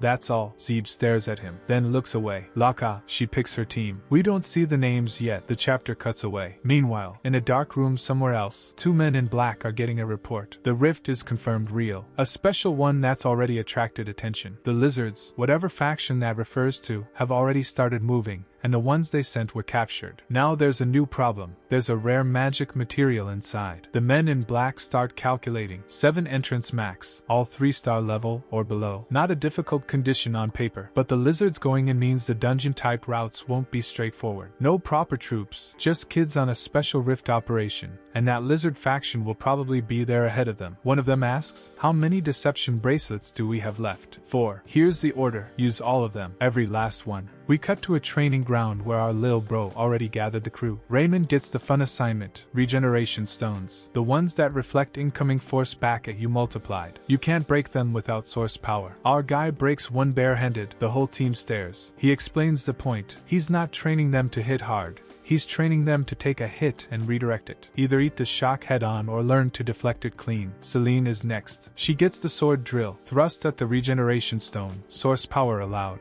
but focus everything into one single point every single time. Her windflower style throws a lot of strikes, which is fine, but she needs to learn to value each blow. Then there's Randy's. RMC hands him a feather. Randy's is baffled. Then the wind around RMC picks up and Randy's recognizes it. That's Lord Venial's wind aura. RMC casually mentions he picked it up during that fight and figured out how to use it too. Randy's looks like he's having a crisis. The lesson for Randy's: a feather is too light to force. You can't control it through strength. The training is about surrendering to the flow, not following it, not chasing it, just letting yourself go with it completely. If he can do that, he won't just ride the flow. He'll be able to create it himself. Cut to Laika and Zeke watching from the side. Laika's buzzing with energy, calls it the best team. Back at headquarters, the instructor gets news that the Kerberos faction has already caught wind of the special rift. The concern on the table: what happens after the rift is cleared? The Mutts might show up to take the spoils. If the strike team and the perimeter soldiers can link up in time, they'll be fine, but that's an if. Then the conversation shifts to Zeke. Red-haired, high-ranked, says he's watched all of Lord Balls' children, and Zeke is the first whose limits he genuinely can measure. Still technically a 2-star, but star count stopped meaning much the moment he saw Zeke move. The feeling he got watching Zeke's technique was the same one he felt the first time he saw Lord Balz's Dragon Destruction combat arts, the family's most secret style. His read, Zeke's martial arts aren't just on par with Balz's Dragon Destruction style, they might surpass it. The other man tells him he's imagining things. Final beat. A few years ago, they dug into Zeke's background, birth records, everything. Found nothing. No trace of formal training before he entered the dragon's nest. Every technique he uses, he figured it out himself, which means only one explanation makes any sense. He's the reincarnation of the first patriarch. The senior brass wraps up their conversation with a quiet verdict. If Zeke really is who they think he is, the Kerberos faction isn't even worth factoring in. 1 week later, the strike team arrives at the special domain. A red-haired woman in uniform is already there. She introduces herself as the vice captain of the Dragon Corps. She's there to hold the perimeter while the team goes in. She fills in the context. The rift only lets in fighters 3-star or below. Nobody else can enter until the team either clears it or gets wiped out. The dark trees around the area carry the same energy as the rift RMC fought before. The reason the perimeter guard exists at all, the Kerberos family wants to keep the Eldragon family's power in check. If the team clears the rift and retrieves the magic water, Eldragon's military standing goes up. Kerberos doesn't want that. Before they go in, our guy pulls Randy's aside and hands him a staff. Randy stares at it like he's been handed a live animal. He has never touched a staff in his life. The argument that follows is extremely dignified and goes, "Do it." "No, do it." "I said no, and I said do it." He picks up the staff,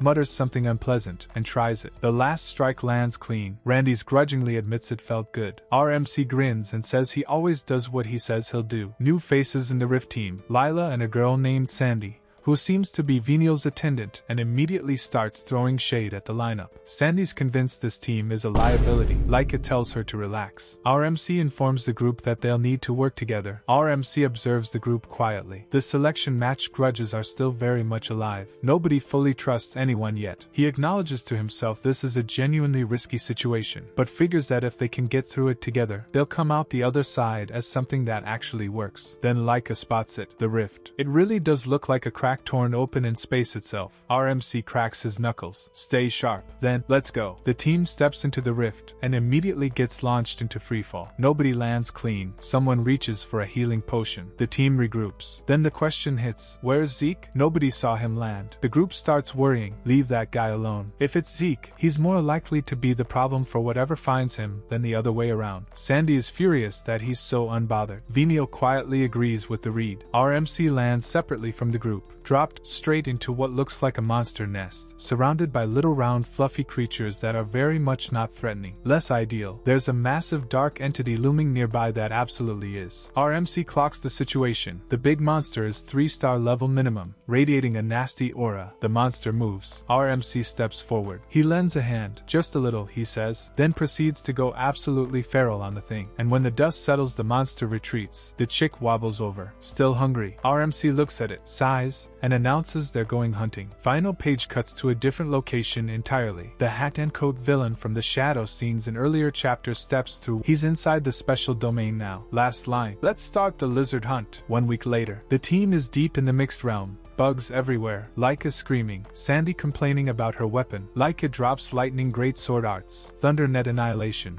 and clears a path. Everyone's alive. Nobody's happy about it. The airflow points toward the exit. The team pushes through the forest, and they burst out into open air. New area, rocky, open, and right there in the distance, the pillar of light they spotted while falling. Randy's confirms it, and someone makes the obvious point, that light is coming from the Chaos Stone. Flashback fills in what RMC already knew from the pre-mission briefing. The Chaos Stone is the true primary of the rift, not just a component. It pumps a massive amount of energy into the local ecosystem, corrupts creatures, and gives them one instinct, slaughter. Left unchecked, those creatures eventually start invading neighboring worlds. The magic water forms around Chaos Stones, which is why destroying it closes the rift, and gets them what they came for. Back to the present, the team heads toward the Chaos Stone. Laika wonders if Zeke has spotted it yet. Nobody knows. Then, Zeke drops in from above, slamming monsters into the ground on arrival. Long time no see. Laika is relieved. Sandy side-eyes him. They reach the Chaos Stone. It's huge, pulsing with a vile aura, and there are no monsters in sight. Zeke cleared them all on the way in. RMC confirms it's the real thing. He figured it might be what they were looking for, so he waited for the team here. There's also water. Magic water. The team starts collecting. RMC picks up a vial and studies the color. Magic water color indicates attribute type. This one's clear, which is one kind. A beam of light slams into the group from outside. Laika and RMC dodge. The voice that follows is the hat and coat man. Cool, amused, slightly impressed they dodged. Little lizards. RMC turns around, grinning. Took you long enough to show yourselves. Laika asks who they are. Someone in the team murmurs Kerberos family. He just notes that only fighters 3-star or under can enter this rift. So how exactly did his group get in? Deception bracelets, where one and you can fool the rift's entry restriction entirely. Single use, extremely rare, sourced through Kerberos's private channels. That's how they bypass the barrier. Laika mutters that blurting all that out was stupid. Hatman shrugs. Doesn't matter, because everyone present is about to die. He moves first. Rock cannon, a massive projectile straight at the group. Zeke takes the hit to shield the others. Laika screams his name. The Hatman switches to rock bullets. Rapid fire, smaller, relentless. Laika pushes forward to meet them head-on. Then the chaos. More enemies close in from the sides and the group gets split. RMC ends up facing the Hatman one-on-one. He takes stock. The 3 grunts are 4-star. Already a wall between ordinary fighters and the genuinely gifted. A normal person maxes out at 3-star without innate talent. 4-star is a different category entirely, and the leader is 5-star. Laika does the math out loud. Even if they beat the grunts, the Hatman alone ends this. The Hatman summons something. A massive creature materializes behind him. 3-star, dark and wrong. The team reacts, and RMC hits him, point blank. No wind up, no technique announced. Hatman touches his face. RMC grins and throws another rock. Hatman, is this just about throwing rocks? RMC, I can play that game. Then he flicks this little pocket watch gadget and casually summons a full-blown wolf monster wrapped in purple energy. Our guy's response? Pure delight. Oh, so there's magic that summons monsters now? Hat guy is not amused, calls the attitude nonsensical, asks if he even realizes how outmatched he is, and RMC actually agrees, sort of. A swarm of birds comes screaming out of nowhere and tears straight into his side of the fight. Those birds are our guy's disciples. Yeah, while the rest of the squad was off doing whatever they were doing, my boy apparently adopted a flock of native rift creatures and ran them through boot camp. He's casually checking in with the biggest one like a proud sensei. You've come back at just the right time. We even get a flashback of him drilling these birds like a drill sergeant. Your running's slowing down. Pick up the pace. You need to take a hit too. Anyway, then he turns the disciples loose on the wolf pack like it's the most natural escalation in the world. And suddenly it's birds versus wolves, chaos everywhere. The blonde girl gets so worried watching our guy fight that she nearly loses track of her own opponent, and Venial shuts that down fast. You can't beat these guys if you're worrying about him the whole time. Worry about yourself first. She apologizes, locks back in, and the 3 of them, Venial, the blonde, and their Wind Umbrella teammate, recommit to taking the Hat Man down themselves. Hat guy tries to bait Venial with, "Your friend's going to die if you don't hurry." Venial doesn't bite. Then the real combo lands. A gale pierce from range, followed immediately by a lightning flash up close, and it connects clean. Hat guy takes the hit dead on, and barely flinches. Wind strikes from afar, lightning strikes up close. "You really are the heads brats," he says, sounding more annoyed than hurt. Picking up right where things left off, our guys locked in with the enchanted sword creep,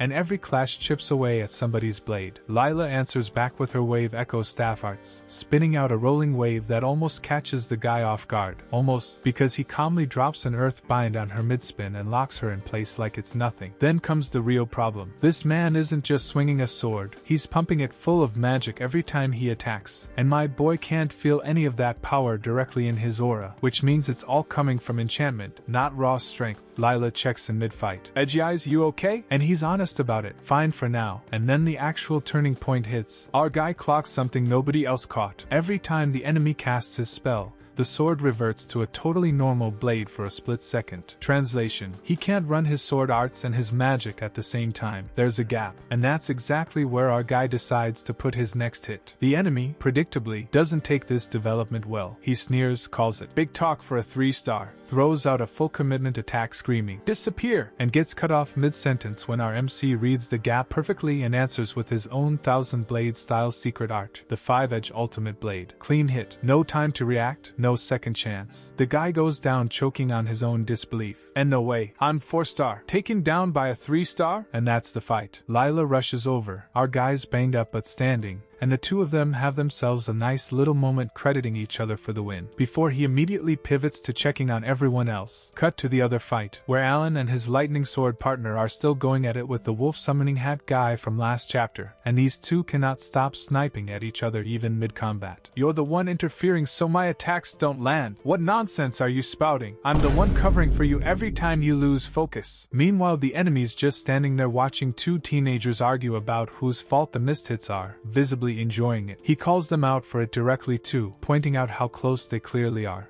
which only makes them bicker harder. Eventually he gets fed up with playing referee and goes for the kill, mocking their half-baked teamwork and telling them to choke on their own helplessness. Alan locks the guy down with a wind-rending fan arts gale bullet, loaded with extra wind aura specifically to pin him in place. And the second it's holding, she drops a full lightning flash straight through him. The guy doesn't even get a last line in, he just screams and drops. And then, because this manhwa knows exactly what it's doing, the actual ending beat is these two immediately going back to arguing, except now it's about whether the kill was properly finished. She's mad he didn't follow all the way through to a clean kill, demanding he stab properly. And he fires right back that her hit only landed because he set it up in the first place. Two people who just won a 4-star fight, currently fighting harder about credit than they did about the actual enemy. It's the most functional dysfunctional duo on this battlefield. Cut to Lika and Poison Guy, and right away we have two fights running parallel across the battlefield. On one side, Venial and the golden-haired girl are going head-to-head with their hat guy. Venial flows into Phantom Wind Umbrella style, and then Hurricane descending dust without pausing. Hat guy watches the whole sequence, almost impressed with himself. "How tricky," he mutters, before answering back with Thunderclap Greatsword style, first form. Lightning tears across the field. Hat guy takes the hit but recovers fast, and the two sides keep trading blows at a brutal pace, steel and wind and earth clashing until the ground is cracked open under their feet. Hat guy pauses mid-fight. "You actually noticed that," he says, and there is something like genuine respect in his voice. Venial catches his breath and responds calmly, "I still have a lot to learn." Venial's already recalculating internally. This guy is insanely rational, he thinks. He has been reading my techniques and adapting on the fly the entire time. My martial arts were never built for raw offense. They were built to outlast, to neutralize, to endure. Lika says. "If we keep going at this rate," she warns, "there may be nothing left to work with." Venial already knows. The girl does not waste time second-guessing it. "Whatever this is," she says, "I will handle my part. But if you cannot trust me, I trust you, Venial." Just like that. Clean and simple. Venial grins and tells her to hit Hat Guy with her fastest technique right now, no hesitation. She obliges. Rock Needle fires. Hurricane descending dust erupts. Hat Guy tries to read the combination, starts to counter, and then something shifts. "Gale?" he breathes. Before he can finish the thought, Phantom Wind Umbrella style and Thunderclap Greatsword collide with him at the same moment, and lightning flash detonates across the whole field. Hat Guy staggers. The fight on this side is effectively over. Now we cut to our guy Zeke, and his Hat Guy has a completely different energy. Earth Rend destruction tears the ground open and Zeke eats the full force of it, but our guy just staggers and laughs louder than before. He is loving every second of this. "Show me more," he screams, completely unhinged. And Hat Guy is starting to look genuinely unsettled. Then a massive creature shrieks from overhead,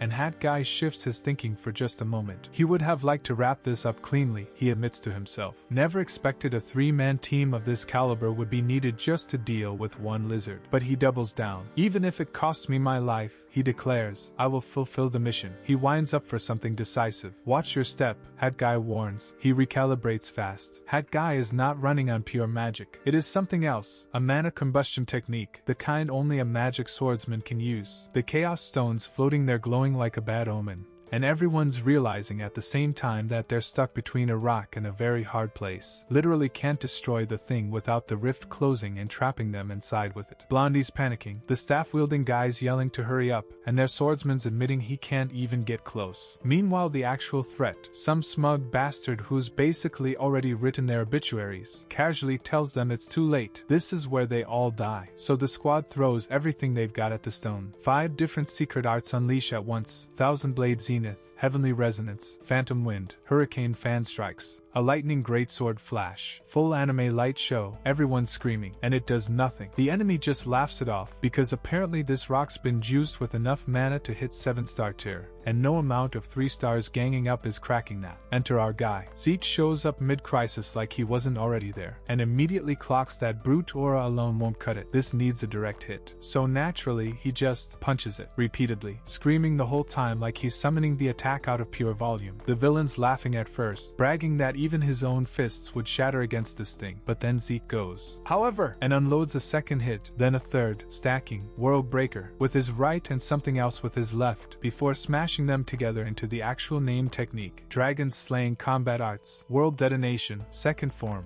capping it off with World Annihilation. The stone shatters, debris starts raining down, and now it's a scramble to protect the fragments. While that's happening, the mage guy is handling a separate crisis. He whips up a wind vortex to catch things, snaps at his teammates to deal with the rest. One of them, sword drawn, cleans up the last standing enemy's solo with a flashy one-sword technique, cracks a joke about his blade literally snapping mid-victory. Guess I still have a long way to go. Then turns his attention to the real problem, the assassin behind all of it, revealed to be the guy from earlier, now the only one left standing. Cornered, the assassin doesn't flinch, says he'll simply carry out his mission to the end, gets cut down mid-declaration, and even coughs out something like admiration before going down for good. Zeke, naturally, thinks the whole thing was magnificent. Dude fought him to his last breath, and Zeke respects that more than he probably should. Turns out this fight bumped Zeke up from 2-star to 3-star, and the team's reaction is a mix of awe and exhaustion, pointing out that beating a 5-star like that basically confirms the monster label people already slap on him. Zeke, offended, insists he's not that bad, then immediately goes to pet the fluffy chick-like creatures that apparently tanked crowd control duty all fight, thanking them for handling the small fry so the squad could focus on the real threat. Then comes the loot, an ID tag off the dead assassin, named Jack Rock, and Blondie recognizes it. Elite of the Kerberos family, known as the Hound, because apparently this guy was way more of a big deal than the fight led on. The group debates why an assassin would even carry something that outs his identity. Conclusion: he just never planned on losing. Turns out the enemy stacked a 4-star and a 5-star specifically to wipe this team out completely, wildly underestimating what they were actually capable of. Credit mostly goes to Zeke, though the team notes he's less master tactician and more guy who solves everything by hitting it as hard as possible. Someone jokes the complicated talk's finally over, only for it to turn out there's still unfinished business. They're not heading home yet. Turns out there's magic water to drink, tied to the dragon slaying combat arts itself,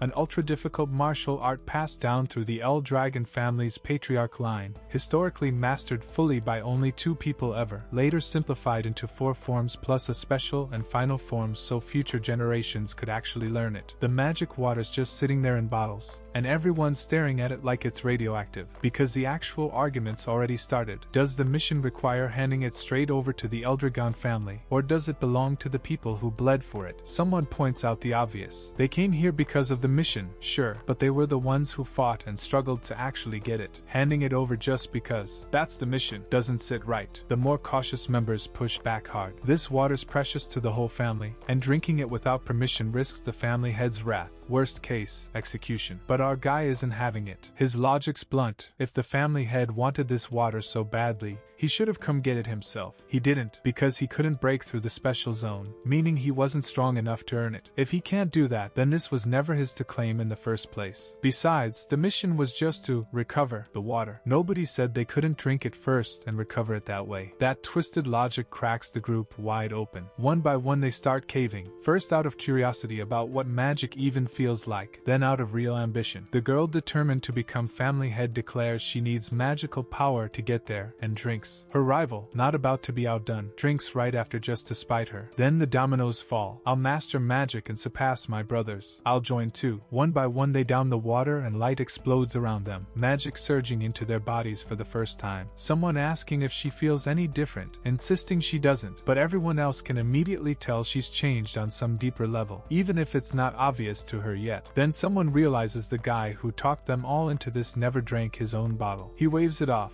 don't worry about me, and instead casually demonstrates by firing off a rock cannon, some improvised magic attack that leaves the group stunned. The kicker, he never drank the water at all. He's been using magic without it, and he doesn't even fully understand how himself. Turns out after getting hit by enough spells over time, his body naturally absorbed and reverse engineered the flow of magic power, letting his own aura passively convert into usable magic just by copying what hit him. Everyone's reaction lands somewhere between horrified and impressed. What a monster! With one spare bottle left over, they decide that alone counts as fulfilling the mission's recovery requirement, so they should be in the clear. Relief lasts about 10 seconds before the next problem surfaces. Closing the rift means destroying the Chaos Stone, but the time it takes for a rift to fully seal depends on its size, and this one's going to take anywhere from 3 days to a full week to close after the stone's destroyed. Awkward timing, to say the least. It gets worse, getting back through however long that closure takes, especially if they run into more chaos monsters on the way like they did getting in, could easily eat up more than a week on its own. Even if they somehow make it back to the rift's exit in time, there's still the problem of how they're supposed to climb back up to it in the first place. Panic sets in. Are they actually trapped down here? That's when one of the fluffy bird creatures they've been babysitting the whole arc chirps up, clearly trying to tell them something. Confusion turns to understanding, turns to full send. The group hops on the birds' backs, and the last shot is pure chaos. Everyone's screaming as they go rocketing skyward. They're airborne, sprinting flat out on the backs of these giant fluffy chicks,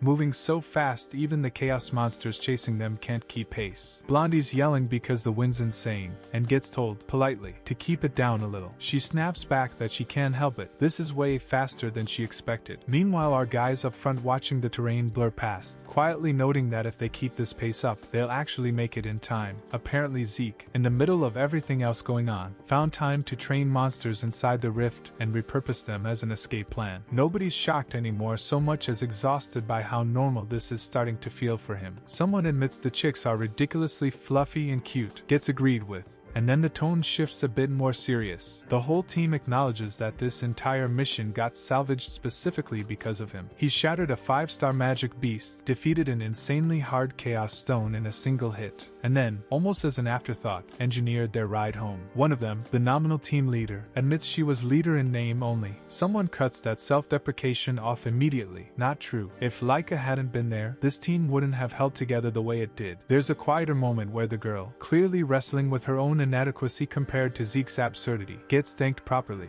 and she resolves out loud that she needs to get strong enough to actually lead people the way a matriarch should, vowing that one day she will become the matriarch, dramatic silhouette and all. Zeke, watching this happen, just laughs and needles her a little. You've gotten a lot tougher compared to when you used to cry and cling to me, which she takes about as well as you'd expect, still fired up by her own training progress. Then the chicks themselves get a spotlight. One of them starts glowing faintly, as green light starts wrapping around the birds mid-flight. Someone flat out asks what's going on and what this even is, and Zeke, hilariously, admits he genuinely doesn't know either. He's just along for the ride like everyone else. Whatever's happening, it doesn't slow them down. If anything, the birds start accelerating even harder, blowing straight through the sky with everyone screaming behind them. Then the rift comes into view, and it's bad news. The gap they need to escape through is visibly narrowing, way faster than anyone expected, practically sealing shut in real time. Zeke, of course, just states with total confidence, "We will make it." Right. What follows is an all-out sprint through the sky, the chicks pushing themselves past their limits, everyone questioning whether they're accelerating even further. Wind howling around them as light from the collapsing rift explodes outward. It's chaotic and disorienting, bodies flung around mid-flight, someone screaming incoherently the whole way through,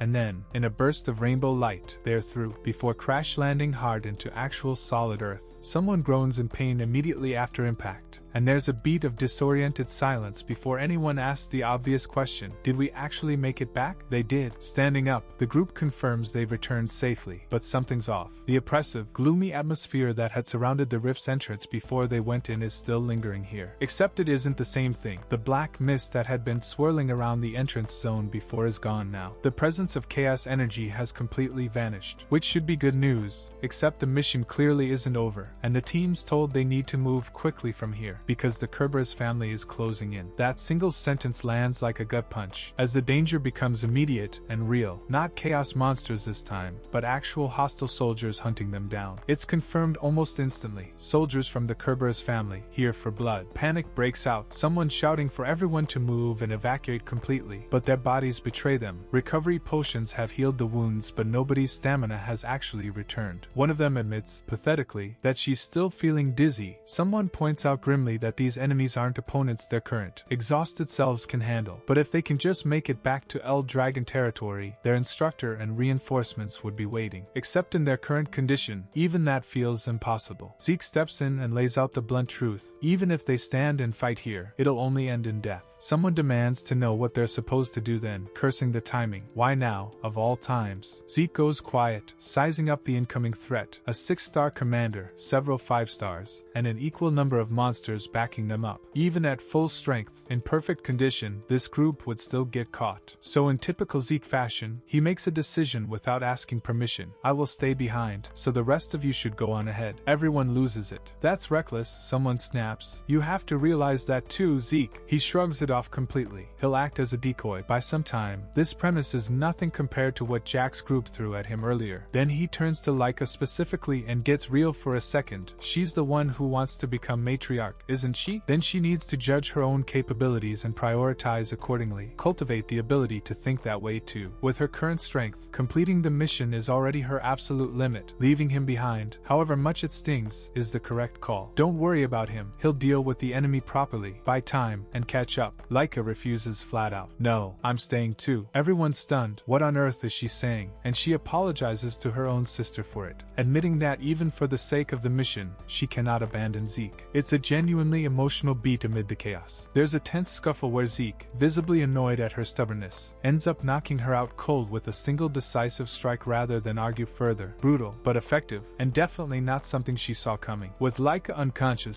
Zeke hands her off, telling the others flatly to take her and go. There's a brief moment of hesitation. Are you sure about this? Met with Zeke's classic irritated response. What a foolish question. If I say it's fine, then it's fine. The group starts moving out, though clearly racked with guilt over leaving him. Someone internally acknowledging just how much energy Zeke must have already burned through in the previous fight, and that abandoning him here feels deeply wrong. But Zeke insists, loudly and with total confidence, that he's perfectly fine. As the others retreat with Laika in tow, Zeke promises he'll bring reinforcements as fast as he can and tells them they absolutely must survive no matter what, reflecting privately that being worried about by others like this would have been unthinkable in his past life. Still, dealing with multiple 6-stars solo while fully protecting Laika's group at the same time would honestly be a lot to handle. Alone though, it's a different story. Sparks of dark energy crackling around him as the enemy force closes in.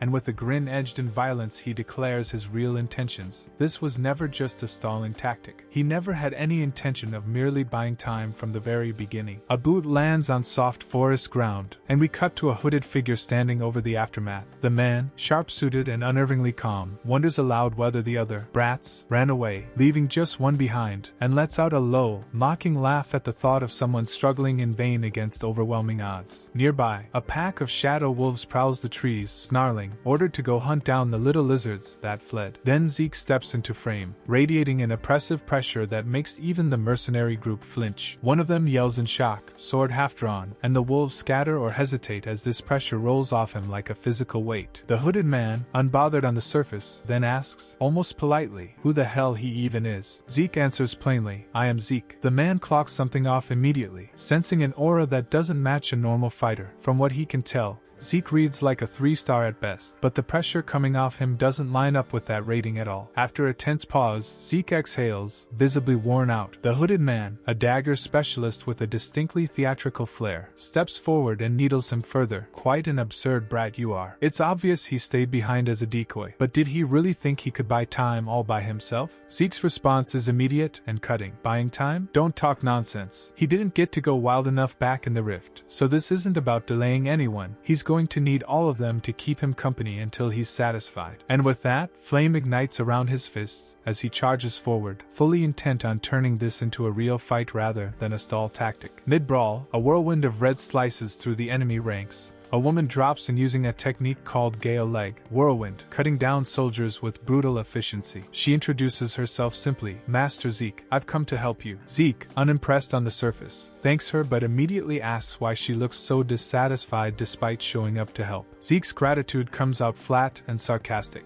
Ah, you have my gratitude, delivered with such a dead expression that she calls him out immediately for not looking grateful at all. Watching this exchange, the mercenary crew recognizes her on sight. The Gale has shown up here, which visibly rattles them, implying Zeke himself must be an extremely important target if someone of her caliber came running to retrieve him personally. The woman clarifies bluntly, incomparably more important than any of you. The enemy leader isn't ready to fold yet though. Smug, he asks what difference it makes even with her here, only to get blindsided as a second attacker strikes from behind, dropping one of his men with a single decisive hit. Startled shouts of, "Who's there?" ring out as the assailant reveals himself with a lazy, "Hey, you're not half bad." Turns out this new arrival is Lidens of the Phantom Shadow, vice captain of the Black Dragon Corps, a name that visibly rattles the enemy commander, stunned that someone of that rank would personally show up here. Off to the side, Zeke privately studies this newcomer's movement, completely devoid of any detectable presence or star ether, stealth arts sharper even than the instructors, dagger handling excellent besides. He's heard rumors about the patriarch's illegitimate child being peculiar, but concludes the guy's genuinely interesting to watch in action. The enemy leader, despite the mounting pressure, tries to rally. The appearance of the Phantom Shadow was unexpected, sure, but their chances of victory aren't zero yet. Zeke isn't impressed by the bravado and warns him not to get it twisted. The only reason his head's still attached to his shoulders right now is because Zeke's been holding back. If he actually felt like it, he could snap every one of their necks in an instant. That threat visibly shakes the enemy ranks, but their leader, cornered, dares him to go ahead and try if he thinks he can. Zeke's response is to summon reinforcements of his own. A burst of golden light and thundering hooves as some kind of beast charges in from the tree line, and he casually notes, he isn't the only one here either. Everyone about to disappear tonight is going to be them, not him. The enemy leader stares in disbelief as the new arrival is identified with dawning horror. Even the Dreadlicator is here? Someone mutters about excessive military force being thrown at what was supposed to be a simple job, and the enemy commander, cornered on all sides, finally asks if Shadow Guy's crew still even wants to fight, offering himself up as an opponent if so. Shadow Guy's answer is icy. If you want to, I'll be your opponent, but the only ones disappearing tonight will be you guys. Facing annihilation, the leader, resigned, announces they'll withdraw for now, to which Lidens, smirking, taunts them for thinking they'd just be allowed to quietly slip away. He lunges to close the distance, but the hooded dagger user pulls something small and glowing from his coat at the last second. The instructor and Lidens both react with alarm. What is that? But before anyone can stop it, the whole enemy squad vanishes in a flash of light, teleported away entirely. Stunned silence follows as everyone processes what just happened. They vanished? Lidens curses under his breath, realizing those bastards had a teleportation orb on hand. The instructor explains for anyone unfamiliar, a teleportation orb is a rare magical tool that instantly transports its user to a pre-designated location the instant it's broken, a considerably valuable item, apparently rare enough that its mere existence surprises even seasoned fighters like her. Zeke, utterly disgusted that they slipped away right when things were getting good, breaks down into exaggerated, near comical tears, wailing that he wanted to fight. The instructor can't help but crack up at how ridiculous he looks in that moment, openly calling him hilarious, while Zeke watches from the sidelines with visible amusement of his own. She composes herself enough to note it seems he let them escape after all, to which Lidens, still sniffling, simply confirms, yes. Zeke chimes back in, admitting he never expected the enemy to have come prepared with a teleportation orb on hand. Even though they fled, he warns the group not to let their guard down completely, since Kerber's territory is close by and there's no guarantee this is truly over. As the tension settles, Zeke, apparently satisfied his part here is done, decides since the instructor is here now anyway, he'll just head back a step ahead of everyone and get some sleep. She protests immediately, telling him to stay until the very end, but by the time she turns around he's already gone, vanished like a ghost, leaving her sighing about how he's a free spirit as always. The instructor turns and he admits there's something he wants to ask about, regarding the magic water. The scene closes on Zeke's face, caught mid-thought with a simple, wary, clearly sensing that whatever's coming next about that magic water isn't going to be a small conversation. The dust from the escape and the failed ambush hasn't even settled before the chapter pivots hard into aftermath. Laika comes sprinting across the field the second she spots him, voice cracking as she screams his name, and Zeke turns with that easy, half-lidded grin like nothing happened, like he wasn't just standing alone against the 6-star commander an hour ago. "Oh, looks like everyone's safe," he says, waving her off like he's the one who should be checking on them. The rest of the party crowds in behind her, and for a beat it's just relief. Messy, unguarded relief, before Laika's face crumples and the guilt she's clearly been sitting on the whole flight back finally breaks loose. He apologizes first, blurting out an "I'm sorry," and Laika, confused, asks what for. He reminds her, for the punch. For the moment he knocked her cold, and shoved her onto a chick mount so she wouldn't stay and die with him. "Does it still hurt?" he asks. She brushes it off with a "No, I'm fine." She finally says what's actually been eating her alive. She left him behind. She ran, and he stayed, and there was nothing she could do about it because he made that choice for her, and that helplessness has been curdling in her chest the entire flight. Zeke doesn't let her sit in it. He tells her he's fine too, that's all that matters, and if it still bothers her then the answer is simple: get stronger. He ruffles her hair like a kid instead of a girl who just watched him volunteer for death,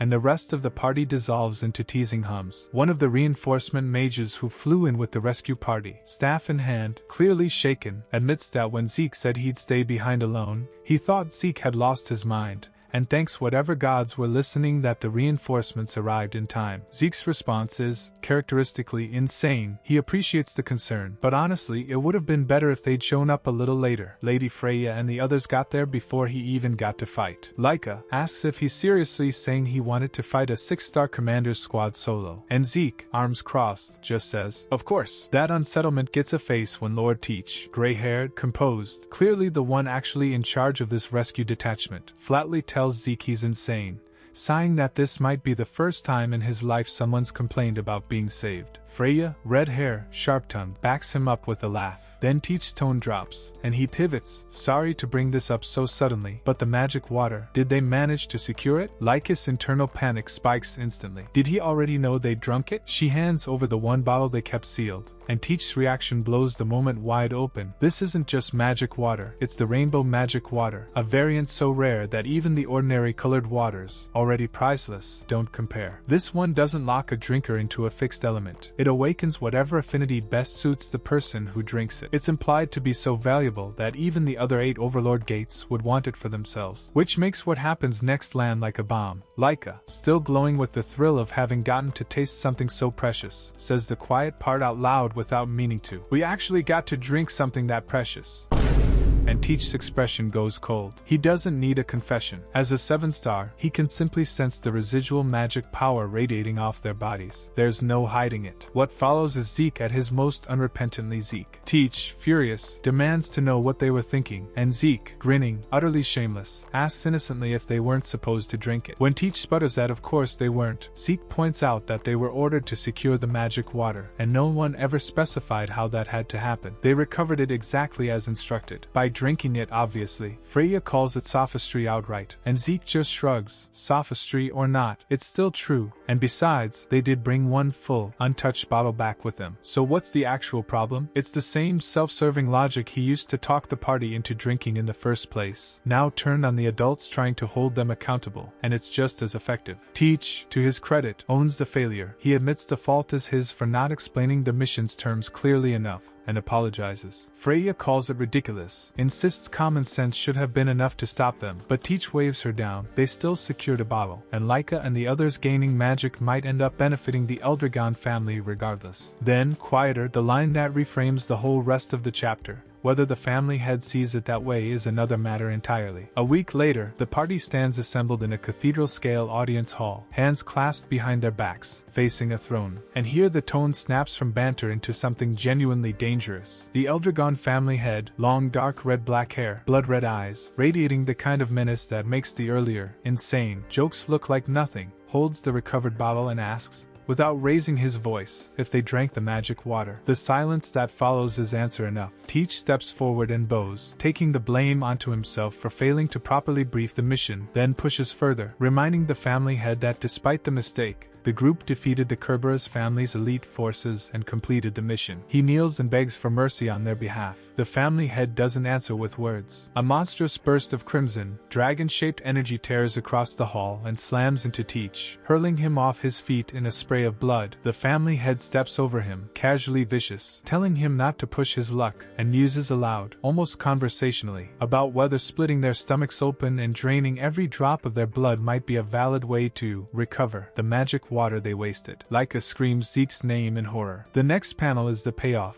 A massive golden-orange sphere of raw energy dominates the frame, crackling and alive, and standing dead center in the middle of it is RMC, Zeke, flanked by his party. He doesn't come up angry, he comes up amused, sarcastic, needling the family head for still trying to intimidate people with brute force, telling him he hasn't changed a bit, demanding to know what exactly they're dissatisfied with. The mission was completed exactly as ordered. And if anything, he says, they deserve thanks, not fury. The family head counters that drinking the water doesn't count as recovering it, and launches into the real grievance. That water was meant to be bestowed on warriors worthy of it, meant to fuel the Eldragon family's rise. Zeke, unbothered, repeats his same defense. They brought one bottle back. So what's the problem? The family head refuses to answer, accuses Zeke of twisting the mission's purpose with his absurd logic, and finally snaps that hindering the Eldragon family's prosperity will not go unpunished. You'll pay for that. And Zeke, sighing like this is beneath him, offers himself up in place of the whole group. If someone has to be punished, punish only him. Laika and the rest, horrified, only get out a strangled Zeke before he cuts them off entirely, grinning that unsettling grin as he reveals the actual reason he's taking the fall. It was his idea to talk Laika and the others into drinking the water in the first place, so logically, he's the only one who should answer for it. Laika and the others scramble to contradict him, insisting they chose to drink it themselves. That it's true, nobody forced them, but Zeke just steamrolls the moment, telling the family head that settles it. He'll take their punishment too. The family head studies him for a long, silent beat, then relents with a flat, very well. He'll place the entire punishment on Zeke alone. But the mercy comes with teeth. The family head follows up that since the water's already gone, they'll all still need to prove themselves useful to the family going forward. And if they prove useless instead, they'd better be prepared for what comes next, the dragon-shaped aura flaring behind him again as a reminder of exactly what that means. Zeke, unbothered, tells the group he understands, then baits the man further, sarcastically asking if this is their reward, since he's apparently already been to the second floor before. The family head's eye actually twitches at that. He orders him escorted immediately to the second floor of the Dragon Hall. The family head snaps that this isn't for Zeke's sake. It's purely so the recovered magic water doesn't go to waste, gesturing to the surviving bottle. Zeke, entirely undeterred, needles him again. Since they're apparently doing rewards, could he get access to the third floor too? Flashing that same needling grin, the family head's expression darkens sharply. Not the third floor, he says. Instead, he'll send Zeke somewhere special. That somewhere special. The family head formally orders Zeke to the Valley of Fallen Dragons, and the final panels cut to a decayed, bone-littered ruin, all skeletal dragon remains and dead architecture, as Zeke's expression shifts from smug amusement to something sharper and more alert, all of them clearly recognizing the name, even if Zeke himself doesn't quite process it yet. And then, true to form, Zeke does the last thing anyone expects. After a beat of visible shock, he doesn't flinch or protest, he lights up. Excellent, he crows, pumping his fist like he's just been handed a gift instead of a punishment. The family head, momentarily thrown by the reaction, asks flatly if Zeke even knows what kind of place the Valley of Fallen Dragons is. Zeke's answer is immediate and completely unbothered. I don't, he explains himself without a trace of irony. The unknown is a joy to him, and the less he knows about a threat, the more dangerous it is, which only makes him more excited. He follows it up with an almost throwaway declaration. that it doesn't matter what kind of place it is, he'll simply go on being the strongest, delivered with enough swagger that the family head has no real comeback beyond dismissing him outright. That is all, you may leave. Outside, the mood curdles fast. One of the instructors, the same one from the rescue at the rift, watches him go with visible unease. Laika catches up to him first, distress written all over her face, demanding to know why he tried to take all the responsibility onto himself. Zeke's answer is simple and matter-of-fact. He was the one who talked them all into drinking the magic water in the first place, so logically the fallout is his to own. The others aren't willing to let him carry it alone, though. One of the silver-haired teammates insists they chose to drink it themselves, that the decision was theirs and theirs alone. And yet, despite that, Zeke's the one being sent somewhere clearly meant to be fatal. And it's here the story pulls back into the head of Ebo's watching all this unfold, who finally puts words to something that's clearly been forming for a while. Whether Zeke consciously realizes it or not, there's a real weight of responsibility underneath his recklessness. That's why he keeps trying to absorb every consequence himself. Until now, he had only clocked Zeke's outrageous, unpredictable side, but watching this, he starts to wonder if Zeke might actually have more of the instincts of a true family head than anyone gives him credit for. Instructor isn't finished either. Finally tells him plainly what the Valley of Fallen Dragons actually is. Not some abstract punishment, but a place that's been used for years to execute criminals. An execution ground. The group's shock is immediate and visible. This isn't a slap on the wrist. It's meant to kill him. Zeke's response barely changes register. He says he doesn't care what kind of place it is. He'll continue being exactly who he is. And that's all there is to it, prompting more sweat and worry from the people around him rather than reassurance. Zeke turns serious for a moment, genuinely apologizes, catching his teammates off guard, admitting he won't be able to watch over their training as often anymore. It's immediately undercut by his usual bravado. Don't worry, he says, he'll make sure everything's prepared so they can keep training while he's away. But the sincerity underneath lands anyway, and one of the teammates gruffly insists he never needed Zeke's teaching in the first place while clearly not meaning it. The party disperses on that note, Zeke telling them all to keep learning properly and get stronger, promising he'll do the same on his end, wherever he ends up. The final stretch shifts the perspective entirely, cutting to a private exchange involving the family head himself, and one of his subordinates, who confronts him almost accusingly. Is he really sending Zeke to the Valley of Fallen Dragons? That place is a land of certain death that even 7-star warriors can't survive. And Zeke's only just reached 3 stars. Barza shuts the argument down instantly. Enough. My orders are absolute. And doubles down with an open threat that anyone who challenges the decision further will receive no mercy either. But the subordinate has one more question that visibly rattles Barza.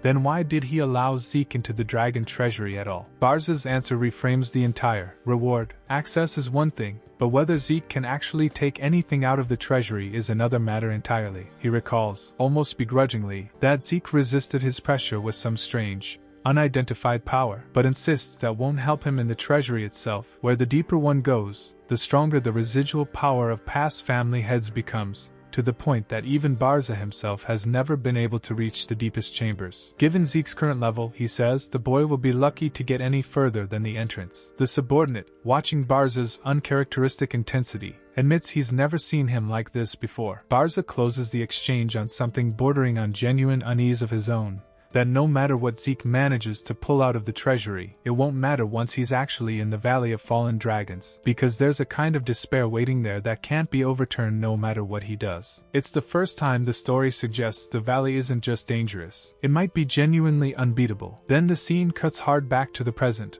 where Zeke stands in a chamber lit by pale blue magic, one hand still glowing, unimpressed. Is this all? He mutters. The story rewinds a few hours to the actual moment he first steps into the dragon treasury, escorted by the same instructor who's been shadowing him. Zeke, sizing the place up, notices there are 7-star guards posted here just like at the Dragon Hall, which he takes as proof of how seriously the current Eldragon family treats this place. He asks Teach outright how far he's actually allowed to go inside, and Teach's answer is blunt, as far as you can. Unlike the Dragon Hall, there are no movement restrictions inside the treasury. The catch, Teach warns, is that actually reaching the deeper vaults is another matter entirely. The treasury holds countless items once used by past family heads, and those items carry tremendous residual power. Power strong enough that pushing deeper gets exponentially harder the further in you go. Teach's actual advice is pragmatic. There might be things deep inside strong enough to help him survive the Valley of Fallen Dragons, but even someone like Zeke would struggle to extract one. His real recommendation is to aim for the single strongest spiritual medicine within reach and settle for that. Zeke thanks him for the advice, and then, predictably, ignores the spirit of it entirely, telling Teach flatly that he'll decide for himself what to take. What follows is Zeke wandering the vaults with visibly deflating enthusiasm. He flatly declares that none of these are of any use to him, unimpressed by blades and artifacts that would presumably be treasures to anyone else in this world. He allows himself a little private grumbling. Given how dramatically Teach and the others built this place up,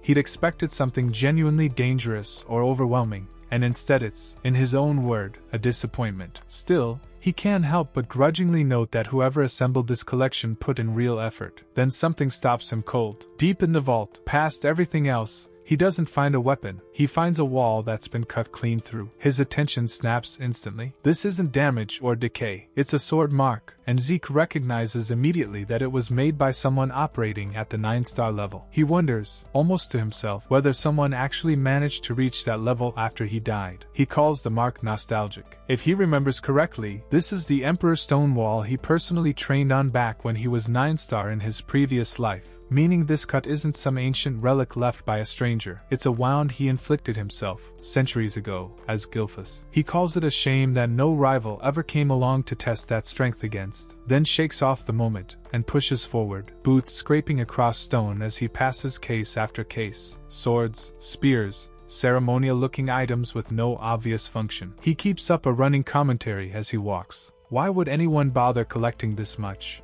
when none of it is actually useful to him? He reiterates, almost sulking now, that there's genuinely nothing here he wants. Just as he's mentally checked out and resigned to leaving empty-handed apart from a consolation prize, something catches his eye near a desk-like surface deeper in the room. He stops. A small, wordless escapes him, and then his expression shifts entirely. His eyes widen, startled, as he registers exactly what he's looking at. He doesn't get to finish the thought. Zeke tells Teach he's made his choice, and when Teach asks what on earth he actually took, Zeke thrusts up a pair of plain green bracelets with a triumphant grin. Teach's reaction is pure disbelief, sputtering that bringing personal items out of the treasury is strictly forbidden, and demanding to know what Zeke was even thinking letting himself get talked into this. Zeke, unbothered as always, just declares he found a fine piece and is thoroughly satisfied. Teach presses further, pointing out he doesn't know every single item in the dragon treasury, but he's certain he's never seen a piece that a warrior ranked 4-star to 7-star could actually withstand wearing. Zeke shrugs it off, saying it was just sitting near the entrance, prompting a bewildered "How?" from Teach. Teach examines it more closely, from the look of it, bracelets or anklets, and asks pointedly if Zeke even knows what he's holding. Zeke's answer is a flat, confident, "Of course." He answers by putting them on and demonstrating instead of explaining. The moment the bracelets clack shut around his wrists, his whole demeanor shifts. His aura visibly darkens, more intense, more focused, and Teach reacts with open shock. Zeke calmly reveals the truth. This was a training tool used by Sieg, his own past life identity, prior to reincarnation, forged from a rare material that draws in true source power, his own personal magic system. Worn on the body, they siphon away all of the wearer's true source power, leaving them completely unable to draw on their aura. And worse, the more power they absorb, the heavier they become, to the point that they function less like a training aid and more like literal shackles meant to restrain a criminal. Zeke, delighted with himself, marvels that something this valuable was just lying around near the entrance completely unclaimed, and concludes that whoever curates the treasury clearly has no eye for real value. Teach, exasperated, asks what's next. Is Zeke about to be shipped straight off to the abandoned Dragon Valley? Now that this is settled, Zeke's answer reframes the stakes entirely. To him, having an elixir or not makes literally no difference. What matters more, he says, is a request. He asks Teach for a favor, holding out a note. Teach opens it warily, bracing for something absurd, and it turns out to be training instructions for Rika and the rest of the party. Zeke entrusting Teach with a regimen to keep them improving while he's away, quietly wondering if this bizarre, extreme-looking training plan might actually be the secret behind Zeke's own monstrous strength. Then the scene shifts straight to arrival. Zeke and Teach reach the edge of a bleak, skeleton-strewn wasteland, the abandoned Dragon Valley, littered with the bones of long-dead dragons, its atmosphere thick with what Zeke Zeke immediately clocks as a dense aura of death, explaining exactly why the place carries its name. In a flashback aside, every carriage Zeke boards inexplicably breaks its wheels, the horses simply refuse to move, and the group is ultimately forced to walk the entire way on foot, which Teach recounts with visible exhaustion while Zeke just marvels loudly at how deep and bottomless the valley looks. Zeke, examining the terrain, notes with genuine curiosity that a place like this couldn't have existed 1,000 years ago, back during his previous life, and wonders aloud when it could have formed. Teach interrupts to lay out the actual terms of the sentence. Zeke will be left here with nothing, no food, clothing, or shelter provided. Zeke says he doesn't mind that, but asks how long the sentence lasts. Teach admits he'd heard it was meant to run until graduation, but revises that down, given the circumstances, probably closer to 3 years. He delivers the truly damning coda without flinching. Not a single person has ever returned alive from this place. Zeke absorbs that in silence, before Teach shows him the treacherous, decaying stairway down into the valley, warning that whether Zeke makes it to the bottom safely at all is genuinely uncertain given their crumbling condition. Zeke thanks Teach cheerfully for guiding him, and then, without hesitation, simply steps off the ledge and free falls straight down into the valley, ignoring the stairs entirely, his voice trailing off into fragmented syllables as he plummets while Teach shouts after him in disbelieving horror. Falling without any true source power to cushion the impact rattles him badly on landing, and he grumbles about the bracelet's crushing weight and the pain of the fall, but shakes it off fast. Surveying the bottom of the valley, thick with dragon bones and a suffocating, oppressive gloom, he admits this place is exceptionally bleak, gloomier than anywhere else he's seen, undercut instantly by a burst of violent motion as something reacts to his presence at the very bottom of the valley, finally reveals itself in a burst of motion. Its voice is casual, almost bored. Fresh prey has finally come along. The dragon looms in, expecting an easy kill, sneering that a tiny human like this isn't going to do anything, and then stops short. Its eye flickers, unsettled. Something's wrong. It tries to pull its claw back and can't. My hand is somehow. It starts, before the sentence is cut off entirely by a colossal eruption of golden light and fire tearing straight up through its grip, engulfing the beast and sending it reeling backward mid-roar. Zeke stands at the center of the blast. He shakes off the landing and takes in the scene with unmistakable delight, calling it a splendid place to train. A second, larger dragon watching from the wreckage reacts with alarm, murmuring, "This guy, training?" The first dragon isn't done though. It lashes out again, closing in with a burst of red lightning-wreathed fury, snarling at Zeke not to get the wrong idea. "This place," it starts to say, before Zeke's expression goes cold and unreadable, lit by crackling energy of his own as the two collide again. As Zeke stands facing down the towering, red-eyed dragon with its jaws splitting open above him, the creature delivers the line the whole chapter's been building toward. "This place is your graveyard." Cut to Teach. Teach hands out folders, and inside each one is a full individual training menu, handwritten and specific, clearly assembled well in advance. Rika's the one holding hers when the shock hits. "This is," and Teach confirms it flatly. "These are the training menus Zeke drew up, one for every member of the group." Rika corners Teach on the stairs. "How long, exactly, will Zeke be gone?" And Teach's answer lands heavy. "About 3 years, running until the graduation ceremony, tied to this dragon's lair." Rika pushes further, demanding to know what abandoned Dragon Valley actually is, because all she's heard so far is that it's dangerous, and dangerous doesn't begin to cover it. Teach hesitates and answers, "A sealed graveyard where dragons who lost power struggles are cast away to die, where even the weakest resident dragon is strong enough to rival a 7-star grade opponent." Laika and Rika go pale in unison. "D-dragons?" "Correct. This is the place where countless dragons who fell to internal struggles are interred, where losers of power struggles among dragonkind are quite literally thrown away. No one has ever gone there and come back with a record of survival." Rika's question cracks a little at the edges. Having gone there, can Zeke even return alive? And Teach only manages, "It will be difficult to say the least." That silence is the closest thing to real fear the group allows itself. Tucked among the training menus is a personal line addressed to them. He looks forward to seeing how much stronger they'll have become by the next time they meet. The line hits each of them differently. Some of the guys standing in the yard bristle competitively at the thought of him seeing them again. Someone throws a fist in the air and declares that if it's Zeke, he'll definitely come back alive, no question. So their job now is simple: get stronger before he returns, and surprise him for once, instead of the other way around. One of the quieter boys admits grudgingly that she's right. Zeke has been the one shocking all of them up to this point, so this time, they need to be strong enough to shock him, until someone ruins it by pointing out that by the time Zeke graduates from this place, they'll have already graduated from school themselves, which detonates the whole mood instantly, and the scene dissolves into bickering and half-laughing accusations about who's always this negative, a small, human moment of levity right before before the story cuts away from them for good, back to the valley itself. A voice shrieks, "Why?" into the dark, before dissolving into unhinged laughter. What follows is less a fight than a one-sided detonation. Zeke, eyes lit gold, grinning with the manic clarity of someone finally back in his element. He laughs into it, calls it nostalgic, and answers violence with more of the same, blade work and gold fire tearing into the creature while it shrieks back at him, almost involuntarily. He obliges, "More, entertain me," and the dragon's body starts coming apart under the assault, disbelief curdling into desperation as other dragons nearby start noticing, some cheering the display on with feral enthusiasm, others recoiling and demanding to know what kind of joke this is. A mere human swinging dragons around like toys, and it lands as pure humiliation for the creature, whose fury boils over into a full-force assault that Zeke meets and dismantles without flinching. Zeke, mid-fight, casually clocks the dragon's true source power at around 6-star grade, which converts to something like 7-star by human standards, and yet here he is, grinning through it, absorbing the damage, throwing the dragon's own strength back in its face. The creature's confusion curdles into something closer to existential panic. "What the hell are you?" it demands, and Zeke doesn't dignify it with an explanation. "It matters not what I am, for now, let us simply enjoy this blood-pumping, flesh-stirring battle." The line lands almost cheerfully monstrous, and the valley's other dragons, watching from a distance, start murmuring uneasily among themselves. "If we let him have his way like this, who knows what the elders will say to us?" Zeke needles them too, "Having a discussion without me, how lonely," and the interruption sends the nearest one lunging back into the fight, cause Zeke's expression flickers with recognition of something building nearby. That something arrives as Lord Dusk, and his entrance reframes the entire fight instantly. The dragons who'd been posturing moments earlier collapse into groveling. They stammer, as the newcomer surveys the wreckage with open disdain, demanding to know if they were seriously being toyed with by a mere human over there. The excuse that this guy isn't a normal human gets shot down flat. Excuses are useless. Dusk's contempt sharpens into something closer to a warning, needling his subordinates about the humiliation of being unable to kill a single human even in a place built for exactly that kind of slaughter, framing their failure as an insult to the dignity of someone named Lord Linnerick, a name dropped for the first time here, clearly a figure ranked well above Dusk himself. The cowed dragons swear it certainly wasn't meant that way, and Dusk, unimpressed, notes coldly that fewer dragons falling to this land recently seems to have made them soft, and promises that sometime soon, they'll all be properly retrained. Well now, that sounds like quite an enjoyable discussion, and the last panel snaps straight to Zeke's raised hand, wreathed in fire, the bracelet glowing faintly at his wrist as he offers, almost courteously, to join in as well. And that's where we'll wrap things up for today. If you enjoyed this recap, make sure to like and subscribe so you never miss an episode. Drop a comment below and let me know your thoughts. As always, thanks for watching, and I'll see you in the next one. Peace.